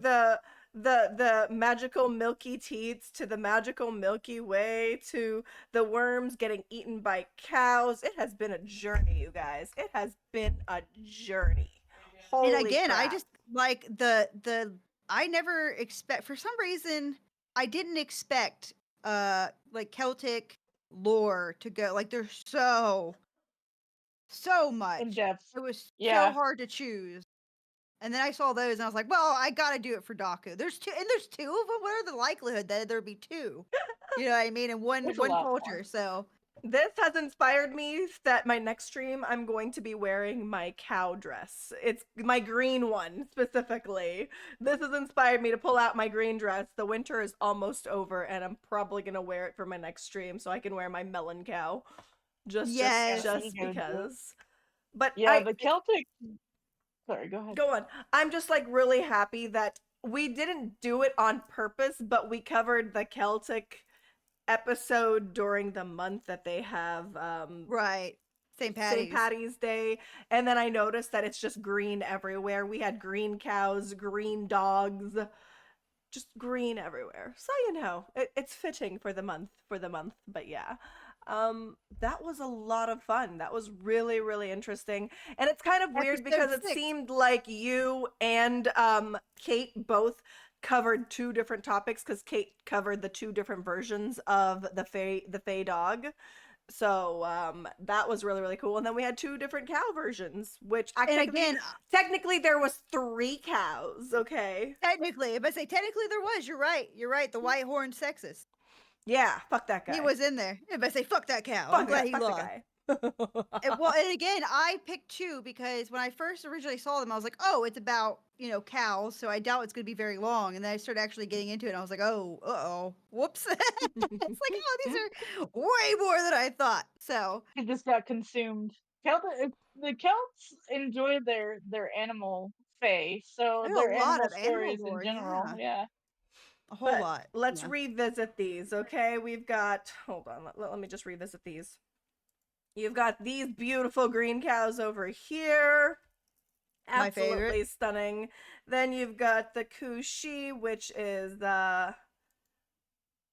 these guys over here. So stunning. So freaking stunning. Oh my Whip out that god. coochie. The Kushi is so lovely. So lovely. And I've got my fairy rings, which doesn't have animals involved, you guys. So I'm just not gonna, it's The fine. whole It's fine. atmosphere, the whole place is green, so it works. Yeah. I We'll would say I that. love the fairy rings were gorgeous. Again, if I saw fairy rings like what you showed me, like the mushroom ones specifically that were like real big, they would get me because I'd be like, "Ooh, I want to lay in that. That is so cool." No, your immediate reaction to this picture they was get me, I'd like, be like, I "Oh." want to be in the middle of that, and I'm just like, I wanna don't be do in- that, don't do that. Hold on, let me Thank see you if for the I hydrate, can. Ray. Yeah, thank you for the Well, there hydrate, was Ray. the I knew that I was talking. Raven over there was all like, I want that slide. I want that slide. Like this one, want you slide, saw what this, you're like, slide? I want to jump in the middle of it. I'm like, don't do it. Like, don't. I want to make snow fairies. Little Grass I wanna roll angels. around in there. Yeah, I want to get grass stains and go straight to the fairy dimension, please. Don't They eat would kick me anything. out. If you manage They'd to be make like, it "Oh my in, god, don't drink anything or don't eat don't anything. eat, Don't don't eat, drink." don't drink anything. Don't even. If you manage to go there, don't either. Have you ever seen the You know, if TikTok you, where the? Oh, go ahead. oh, I was gonna say, if you take some iron with you, they can't touch iron. They Yeah, have a let's metal say aversion. I've actually heard that. Yeah, they can't touch iron. It's like Will so that like cause them creatures to that can't touch eject us silver. from the Fey realm because it would bring something dangerous into their realm that they'll be like, nope, whoosh. I was No, gonna would say, carry I don't know if iron you in guys your have pocket. seen the TikTok where the chick is doing like a little skit where she gets kidnapped and she won't shut the fuck up, so the kidnappers like throw her out of the car. That would be me, but with the Fae. I'd be like, "Oh, you're so cool. What is Are you this? talking about How do you Stasi? do this?" Stasi, what is it? Patel or something? I I Stanzi? want to say yes, but you know my brain is soup. But it was so funny. I'm like that would be me in the Fae realm because they'd be like, "Bitch, you gotta go. You You asking gotta too shut many up." questions. You try to I'm touch like, too "What is many things. this? I What don't is like these this?" questions. Stop it. But yeah, that is the Celtic bovines as well. So we've covered the Celtic bovines. I hope you guys enjoyed all of our topics today. This is going to be the conclusion for that. We're probably going to continue with just chatting after this, but I just wanted to find a stopping place for the podcast episode. We can keep on talking until we decide to end the stream, but I just wanted to find a good stopping point for the Celtic bovine episode so that I'll know how to crop it in the podcast format. But carry on with the jokes. Carry on, you guys, if you guys No, want to keep talking. carry on. Carry on. I No, just I wanted just to want find to a stopping say point. thank you so much, Daku, for all your work. I know, with the craziness of the weekend and your power and everything sassing you, this was very stressful. So I want to make sure you know how much I appreciate you, and I'm sure everybody else. I really appreciate you, and because I might be here, but you're really the foundation of our podcast. So thank you so much, love. Yeah, I I really appreciate it. And try. thank you for being here, Kate. I really appreciate you Yeah, being we here. really appreciate you, Kate, and we hope to see you come back in the future It for was more great. Yes, episodes. please. Um, we will be we will eventually talk about the Icelandic fairies, the Hildefolk at some point. It's not going to be anytime so soon from this fairy. I Right. think my next we're going to do creepy children next season. So next episode's going to be creepy children. We're going to have the amazing Epic Realms joining us for that one. So we're also going to be doing the charity event for AIM Youth Mental Health. During that podcast episode, we'll be doing the podcast for the charity event. Epic is actually partaking in the charity event as well, and Epic will have their own time slot for the charity event. We appreciate that so much, Epic, but it's amazing to have you. You're gonna have to do a double time on that one, so I'm so sorry. But yeah, I've already got the poster finished for next month's episode. You guys saw the thing that I posted on there, which is This is what I'm talking about. the She's just on it. yeah, I On it. made two creepy little children. I'm really proud of it. I really like the way it turned out. So I'm looking forward to next month's topic, which is creepy children.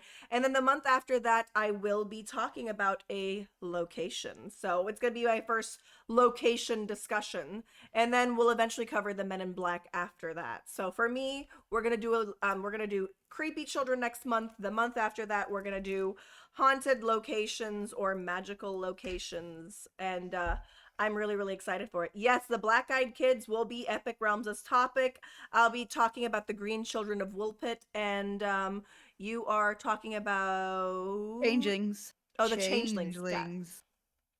So that's what we've got going on for next month's episode. I hope you guys had fun. I hope you enjoyed this So much fun. format. Like I said, we are trying to find ways to cut this so that it's easier for me to crop it and get the audio for specific episodes for Spotify. That is my next big project, is getting the audio and posting it on Spotify. So I'll be posting about Spotify as soon as I get them uploaded on there. I think the way you did it today, the cut, I think that's going to work really well. It's gonna be easier I for me think for that's a good editing. idea. Yeah. And we will continue that when we do the next ones for you. Make it a little easier. Yeah, so we're gonna try. Yeah, like I said, we're only 6 episodes in, you guys. We're still learning. If you guys wow, have 6 any episodes. suggestions or advice on, how to, help us improve in the podcast, please, please, please let us know, because we do want this to be successful. We do want. I enjoy doing this. I think Miso enjoys doing this. I love it. It. So good. We put a lot of effort and time into this, and we want to make sure that you guys also enjoy it as much as we enjoy it. And yeah, we're gonna continue to have guest speakers. Some of them are gonna be repeats. Like Kate Elegy is definitely know, gonna right? be a repeat one. She's an honorary Thicc and Spooky Ghoul for sure. But I can yeah, imagine Epic and Octavius. We'll probably have quite a few people yeah. on it again and again I know randomly. that Sasquatch is eventually going to make an episode appearance Yes. from us. So we're still discussing on what Sasquatch wants to talk about. Raven will eventually join us for an episode at some point, but we have quite a few people lined up. We've got people lined up until I told Vulgar July is when we have guests selected until July so far, and then after July, so well, like if you want to partake in the episode, you're just gonna have to let us let me know. But it's gonna be a wait, because we only do this once a month. If we could afford to do this full time, we could do it more than once a month, but right now we don't.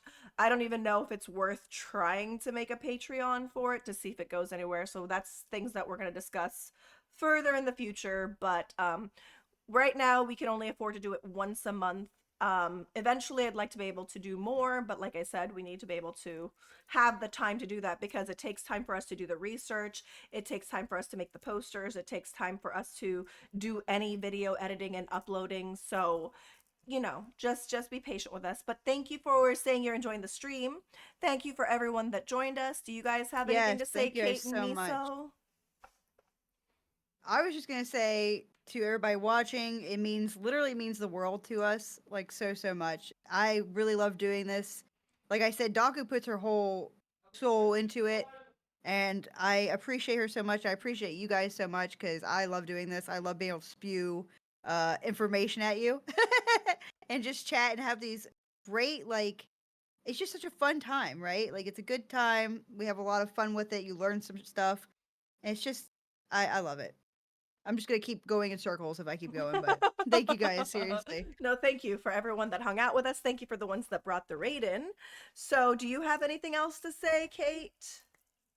No, I mean, I want to thank you guys for giving me some time with you guys, because I know I've spent some time with Miso, but I haven't spent a lot of time with you, Daku, and I know you've been dealing with a lot of personal stuff. And yeah, I love you guys. You can't see it, but I'm giving you little hand hearts I'm too. doing it back. And yeah, I'm doing it back. I'm doing it back.